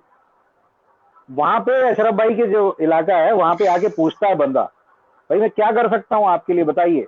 हमें वो देश बनाना है, हमें वो मजबूती देनी है हमारे प्रजातंत्र को जो हमने खो दी है। अब सबसे मजेदार चीज मैं अपनी पूरी नहीं कर पाया था, वो बोतल ले जाता था, दौड़ के देता था, और पीछे से एक आदमी चिल्ला रहा माशा अल्लाह। इतना गुस्सा आ रहा था ना यार मेरे को, वाकई बता रहा हूं, क्या जाहिल आदमी है वो। 15 बोतल खून की बात हो रही, बोले मैं आके ऐसे दे रहा हूं, और वो पीछे से मतलब अप्रिशिएट कर रहा है उस चीज को। पब्लिक बेवकूफ थोड़ी है यार, मतलब उसको अप्रिशिएट करेगी, सॉरी टू से, लेकिन बहुत जरूरी हो गया है। और ये सिर्फ इनके ही हाल नहीं है, हमारे साध्वी प्रज्ञा सिंह ठाकुर हो गई, वो कपिल मिश्रा हो गया, उपदेश राणा हो गया, फिर वारिस प्रधान साहब हो गए, बहुत से हैं, आपको जमूरे मिलेंगे। सिर्फ मैं आपको क्यों बोल रहा हूं, आप एक नौजवान हैं, आप में सोचने समझने की शक्ति अब आपको विस्तृत करनी है, बड़ी करनी है। उसको विशालकाय करना है आपको, जितना आप ज्यादा। जी जी, मैं आपको छोटी बात बोलता हूँ, बहुत छोटी सी बात। अशरफ भाई, नहीं नहीं, एक 2 मिनट वक्त चाहूंगा। एक छोटी सी बात आपने बोलता हूँ, सवाल एक बहुत अच्छा किया, हर नागरिक। छोटी सी बात बोलता हूँ, आप जी सुनिए, बोलिए। उसके बाद आप ही बोलिए। आपको जिसको वोट डालना डालिए, आपको ओबीसी साहब को वोट डालना है बराबर डालिए, मगर जब गलत होगा तो उनके दुश्मन बन के ठहरना पड़ेगा सामने आपको, तो ही आपको आपका हक मिलेगा, नहीं तो फिर बैठे रहो। आप बताइए मेरे को, ओवैसी साहब के छोटे भाई के ऊपर हमला हुआ, उन्होंने लंदन जाते इलाज कराने को, अल्लाह दिया जाओ भाई, आवाम को बीमार हो गए तो इलाज नहीं है, 2 दवाखाने इनके। एक बहन, आज से 3 साल पहले की बात है, 2017 की बात है, 18 के बिगिनिंग की बात है एग्जैक्टली। तो एक बहन, उनके शौहर के सर पे कुछ प्रॉब्लम थी, ठीक है, तो ओवैसी साहब के 2 हॉस्पिटल है, प्रिंसेस एसरा हॉस्पिटल एक, ओवैसी स्पेशलिटी हॉस्पिटल एक। तो ओवैसी स्पेशलिटी हॉस्पिटल जो है ना, बेड्स के मामले में एशिया का सबसे बड़ा दवाखाना है। तो ये बहन अपने शौहर के इलाज के लिए दारुसलाम ओवैसी साहब की खिदमत में हाजिर होते हमारे बहन। वो क्या पूछते, साहब ऐसा मामला है, तो 4 लाख रुपए का इलाज था, उनके ने पैसे नहीं थे बेचारे बहन के पास, हमारे नहीं करते इलाज, पैसे नहीं, पैसे दो। हम छोटे उनके खादिम भाई, गुलाम भाई अपनी बहनों के, मेरे जैसे और 4 भाइयों ने मिलके उनके शौहर का इलाज किया, हम गुलाम है वो बहन के। ये ओवैसी साहब का अस्पताल है, कौम के असासे। आप दो बिल्कुल, लेकिन सवाल करो, आप जब वोट दे भैया वो लड़का कौन था, वो लड़का कौन था जिसने सवाल किया था, उसके यहाँ पे गुंडों की पूरी टोली पहुंच गई थी। अरे ये नहीं, सुनो सुनो, वो तो फारिस खादरी था, वो तो नागपुर का था। अभी हैदराबाद में जो फ्लड्स आए, उसके अलावा ना जो सबसे सारे काम में ना, उस पर एक बंदे ने फोन करके चारमीनार के एमएलए मुमताज अहमद खान साहब को फोन करके पूछा, तो उस बंदे को जाके घर पे धमकियां दी गई, पीटा गया उस बच्चे को, उसका भी वीडियो है, वो भी भेजता हूँ, इतने है मेरे पास। गलत पे बराबर बोलूंगा भाई, सही पे बिल्कुल सर आंखों पे तारीफ करेंगे हम। अशरफ भाई 5 मिनट का वक्त चाहिए हमें बोलने के लिए। बिल्कुल लीजिए लीजिए। अशरफ भाई, आपने सही कहा, I'll disconnect, I'll go in viewers। Okay भाई बहुत अच्छा लगा आपसे बात करके, टेक केयर, अल्लाह हाफिज, जय हिंद, जय भारत भाई, जय हिंद। जी अल्लाह हाफिज। अशरफ भाई 5 मिनट चाहता हूं बोलने के लिए। बोलिए बोलिए। आपने बिल्कुल जायज सवाल पूछा, देश के हर नागरिक को सवाल करना चाहिए, ये हमारा फंडामेंटल राइट्स है। और अगर सवाल पूछने वाले नहीं होंगे तो किसी भी चीज में पारदर्शिता नहीं आएगी। आपने क्या कहते हैं पहले सवाल, जी ये जो पूछे कि क्या कहते हैं कि मतलब लीडर एआईएमआईएम के थे, उन्होंने ऐसे जवाब दिया। मैंने ये इस चीज को महसूस किया, मैं भी एआईएम से जुड़ा हूँ, कि ओवैसी साहब की मकबूलियत की वजह से कुछ लोग एआईएमआईएम में आके फायदा उठाना चाहते हैं। वो अपना कैरेक्टर उस हिसाब से नहीं सेट करने की कोशिश करते जिस तरह ओवैसी साहब का है। मतलब एज ए, मतलब मैं फॉलोवर बात कर रहा हूँ। आपने सही कहा, ये सवाल का जवाब अकबर साहब को देना चाहिए, वारिस पठान को देना चाहिए, जो 15 लाख वाला ये वाला मामला। तो अभी एक भाई ने यहाँ पे कमेंट किया कि एआईएमआईएम और बीजेपी एक ही पार्टी है, दोनों में कोई फर्क नहीं। मैं उनको ये बता देना चाहता हूँ, क्या कभी किसी एआईएमआईएम पार्टी के वॉलंटियर ने किसी को जबरदस्ती बोला अल्लाह अकबर के नारे लगाओ, उसका मॉब लिंचिंग की, जिस तरह बीजेपी के लोग करते हैं और करने के मॉब लिंचिंग करते हैं जय श्री राम के नाम पे, तो उसको बीजेपी वाले माला फूल पहना के स्वागत करते हैं? क्या कभी इसने, वारिस पठान ने तो माफी भी मांग ली थी। और रही बात हमारे कौम के लोग क्या कहते हैं, मतलब एक पॉलिटिशियन को पॉलिटिशियन की नजर से देखो, उसमें अब कहना नहीं चाहिए लेकिन कहना पड़ा, वली तलाशने लगते हैं। तो ये एज ए पॉलिटिशियन को पॉलिटिशियन की नजर से देखना चाहिए। और जो कॉलेज स्कूल की बात वली, मतलब हाँ, मतलब अब हमारे कौम के लोग एक मुस्लिम लीडर में वली तलाशने लगते हैं, जो कि एक पॉलिटिशियन को पॉलिटिशियन की नजर से देखना चाहिए। तो कमी हर सब में इनमें नहीं रहती, सब में रहती है। हमारे यहीं क्या कहते हैं, यूपी के एक बहुत बड़े पॉलिटिशियन है, उनका बहुत बड़ा कॉलेज है, क्या उसमें 35,000 तकरीबन बच्चे पढ़ते हैं। तो लोग उन पे सवाल नहीं करेंगे, लेकिन अपना भाई कोई किसी कॉलेज है, ये है वो, बजाय उसको एक बार मौका तो दो, एक बार चांस तो दो, अपॉर्चुनिटी तो दो। बस आपसे यही गुजारिश है इफ्तिखार भाई, आप बराबर एमआईएम को वोट करिए, मैं आपको नहीं रोक रहा हूँ, मगर जहाँ गलत हो जी सवाल जी करिए, वो सवालिया निशान आपके जबान पे होना जी चाहिए। सही है तो तारीफ करो, आप, आपको रोक क्यों कौन रहा है? हम खुद करते सही पे तारीफ। जी। अब ठीक है, मैं आया नहीं था एमआईएम पे बात करने, मैं आया था तलाशे गुमशुदा। हमारे अच्छा शऊर भी गुम है, हमारे मुल्क की आवाम के जहनों से शऊर भी गुम है। सवाल करने का शऊर जो होता है ना, जी जानकारी मालूमात, वो शऊर भी गुम है हमारे आवाम, शहर के आवाम से, हमारे देश की आवाम के जहनों से। जी हम जो हमारे नेता ने बोल दिया, जो हमारे नेता ने कर दिया, सच है, सही है, क्योंकि वो हमारे कौम की बात करता है।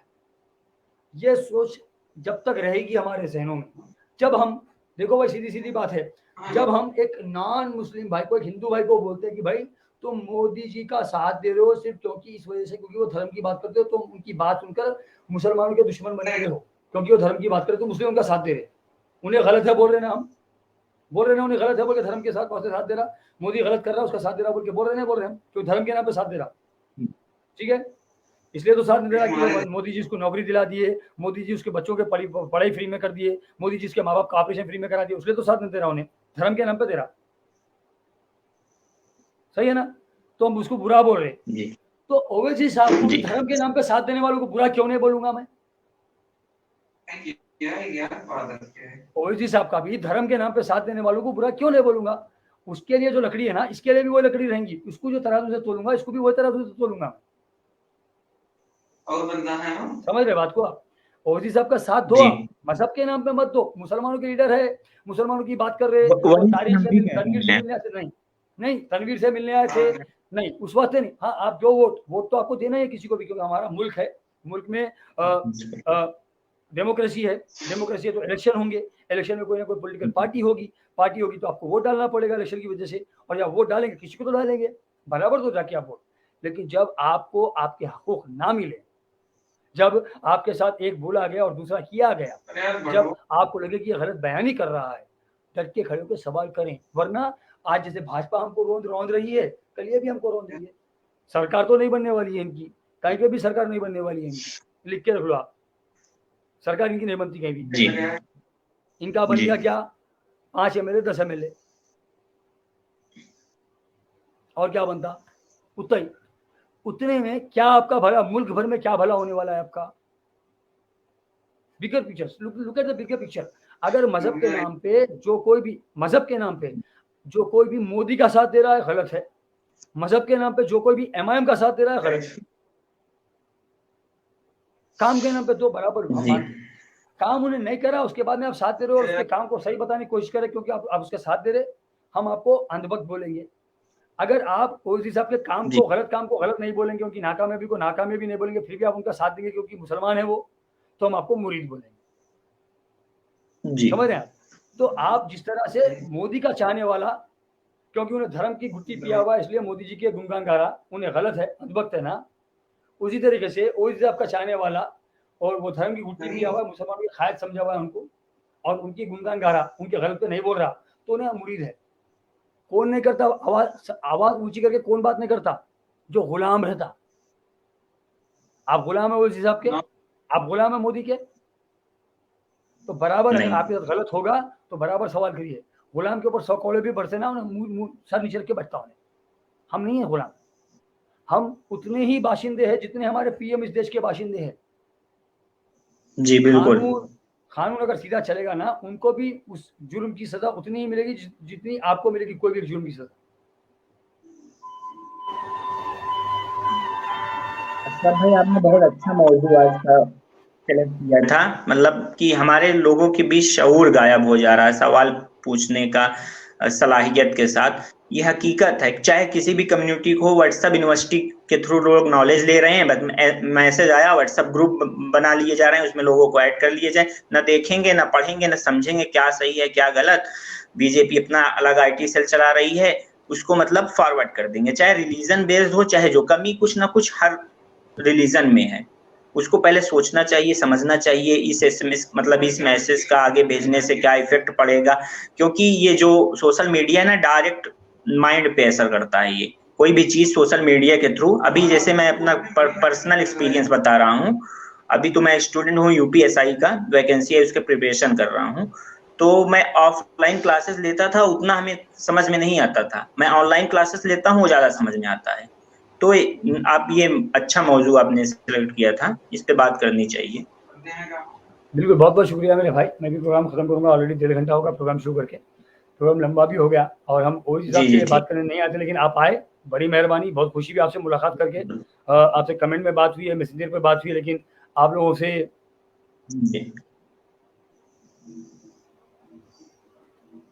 अशरफ भाई आप जैसे आपसे भी बात करके बहुत अच्छा लगा जी, बहुत बहुत शुक्रिया मेरे भाई। बस सवाल नहीं रुकना चाहिए। जिस दिन हम सवाल करना छोड़ देंगे, सवाल रोक देंगे, उस दिन के बाद से हमारे हकूक खत्म, हम खत्म, हमारा मुस्तकबिल खत्म, हमारे बच्चों का मुस्तकबिल खत्म, हमारे माँ बाप का इलाज खत्म, सब खत्म। आप वोट करो भाई। मैं भी अगर हैदराबाद जाऊंगा तो इलेक्शन अगर होंगे तो कोई ना कोई पार्टी को वोट करूंगा, अपनी छुट्टी ले आके। मदर खान भाई वालेकुम सलाम। कोई ना अपनी छुट्टी ले किसी ना किसी पार्टी को तो वोट करूंगा। तेलुगु देशम पार्टी होंगी, टीआरएस होंगी, एमआईएम होंगी, बीजेपी, किसी को तो दूंगा ना भाई जी। जाके बिल्कुल भाई, मैं सवाल पूछते हैं। हाँ, मैं अपना वोट नोटा पे नहीं डालने वाला हूँ। मैं किसी ना किसी पार्टी को देके आऊंगा, ये बात तो है, नोटा पे नहीं डालूंगा। तो बोलने का मतलब ये ना भाई, मेरे जब मैं वोट डालूंगा तो डालूंगा, लेकिन जब मैं जिसको वोट डाला हूँ जीत के आ जाता है ना, उससे तो मैं सवाल करूंगा।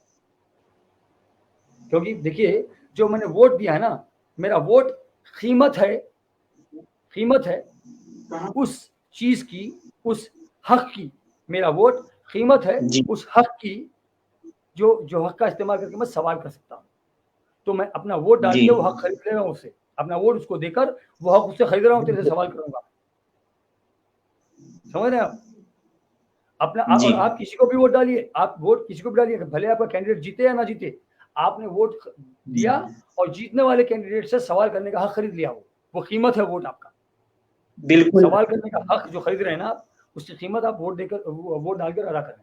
ये बात ध्यान रखिए। सवाल बिल्कुल अशरफ भाई आप सही कह रहे हैं। जब आप नेताओं को उनका अधिकार दिलाने के लिए वोट दे रहे हैं तो अपना अधिकार लेने के लिए सवाल भी पूछ सकते हैं।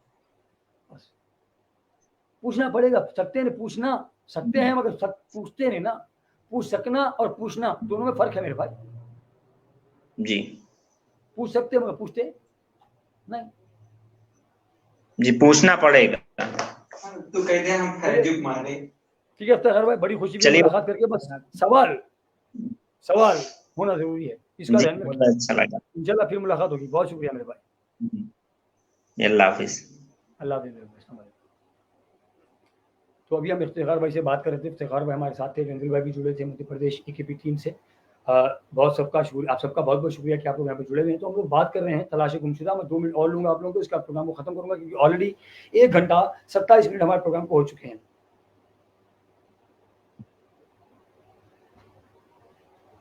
बस यही समझाना चाह रहे थे भाई को, और समझ गए भाई कि सवाल करो बस। वोट डालना तो हमारा अधिकार, हम डालेंगे वोट। और किसान भाइयों के साथ हमेशा खड़े रहो, क्योंकि ये आज जो लड़ाई लड़ रहे हैं ना, ये हमारे और आपके लिए लड़ रहे हैं। और जब तलाश गुमशुदा की बात करें ना, किसान भाइयों के अधिकार भी गुम है, और वही अधिकारों को ढूंढने के लिए, उन अधिकारों को हासिल करने के लिए ये लड़ रहे हैं। और गुम नहीं है उनके अधिकार, उनके अधिकारों को किडनैप कर लिया गया है, अगवा कर लिया गया है उन 3 काले खानों के जरिए। किसान भाइयों के साथ में खड़े हुई है, जहाँ कहीं भी गलत हो रहा है उसके खिलाफ खड़े हुई है। जो हम एक्शन लेते थे ना, एक जिम्मेदार नागरिक होने का जो हमारा एहसास था ना, वो एहसास भी गायब है। तो जितनी भी चीज़ें गुमशुदा है, जो अच्छी और हमारे समाज के लिए बेहतर रिजल्ट्स दे सकती हैं, उन सारी चीज़ों को ढूंढिए, उसके ऊपर काम करिए और उसको इस पैमाने पर इस्तेमाल करिए ताकि आप और आपके अतराफ। बहुत बहुत शुक्रिया इफ्तिखार भाई, हमें भी बहुत अच्छा लगा और हमने बहुत कोशिश की कि आपसे बेहतरीन अंदाज में गुफ्तगू कर सकें, ताकि आपको ऐसा ना लगे कि मतलब हम जिस तरह दूसरों से बात करते हैं, जो लोग मतलब अरसे से बात कर रहे हैं हमारे साथ एमएम के बारे में, तो हम नहीं चाहते थे कि आपको ऐसा महसूस हो। और आपसे पहली बार हमारी मुलाकात भी थी, तो आपको भी मालूम होता है कि हमारी सोच क्या है। वो बहुत अच्छी बात हुई, हमको भी बहुत अच्छा लगा आपसे बात करके, गुफ्तगू करके बड़ा मजा आया। तो वो एहसास अपने अंदर आप पैदा करिए, और जो मुल्क में जो ज़रूरियात हैं, जो ज़रूरतें हैं मुल्क की, वो ज़रूरतों को, यानी अपने समाज की ज़रूरतें हैं, उन ज़रूरतों को समझिए और उन ज़रूरतों को पूरा करिए। ज़रूरी नहीं है कि उन ज़रूरतों को पूरा करने के लिए आपको पैसा खर्च करना पड़ेगा, समय खर्च करना पड़ेगा।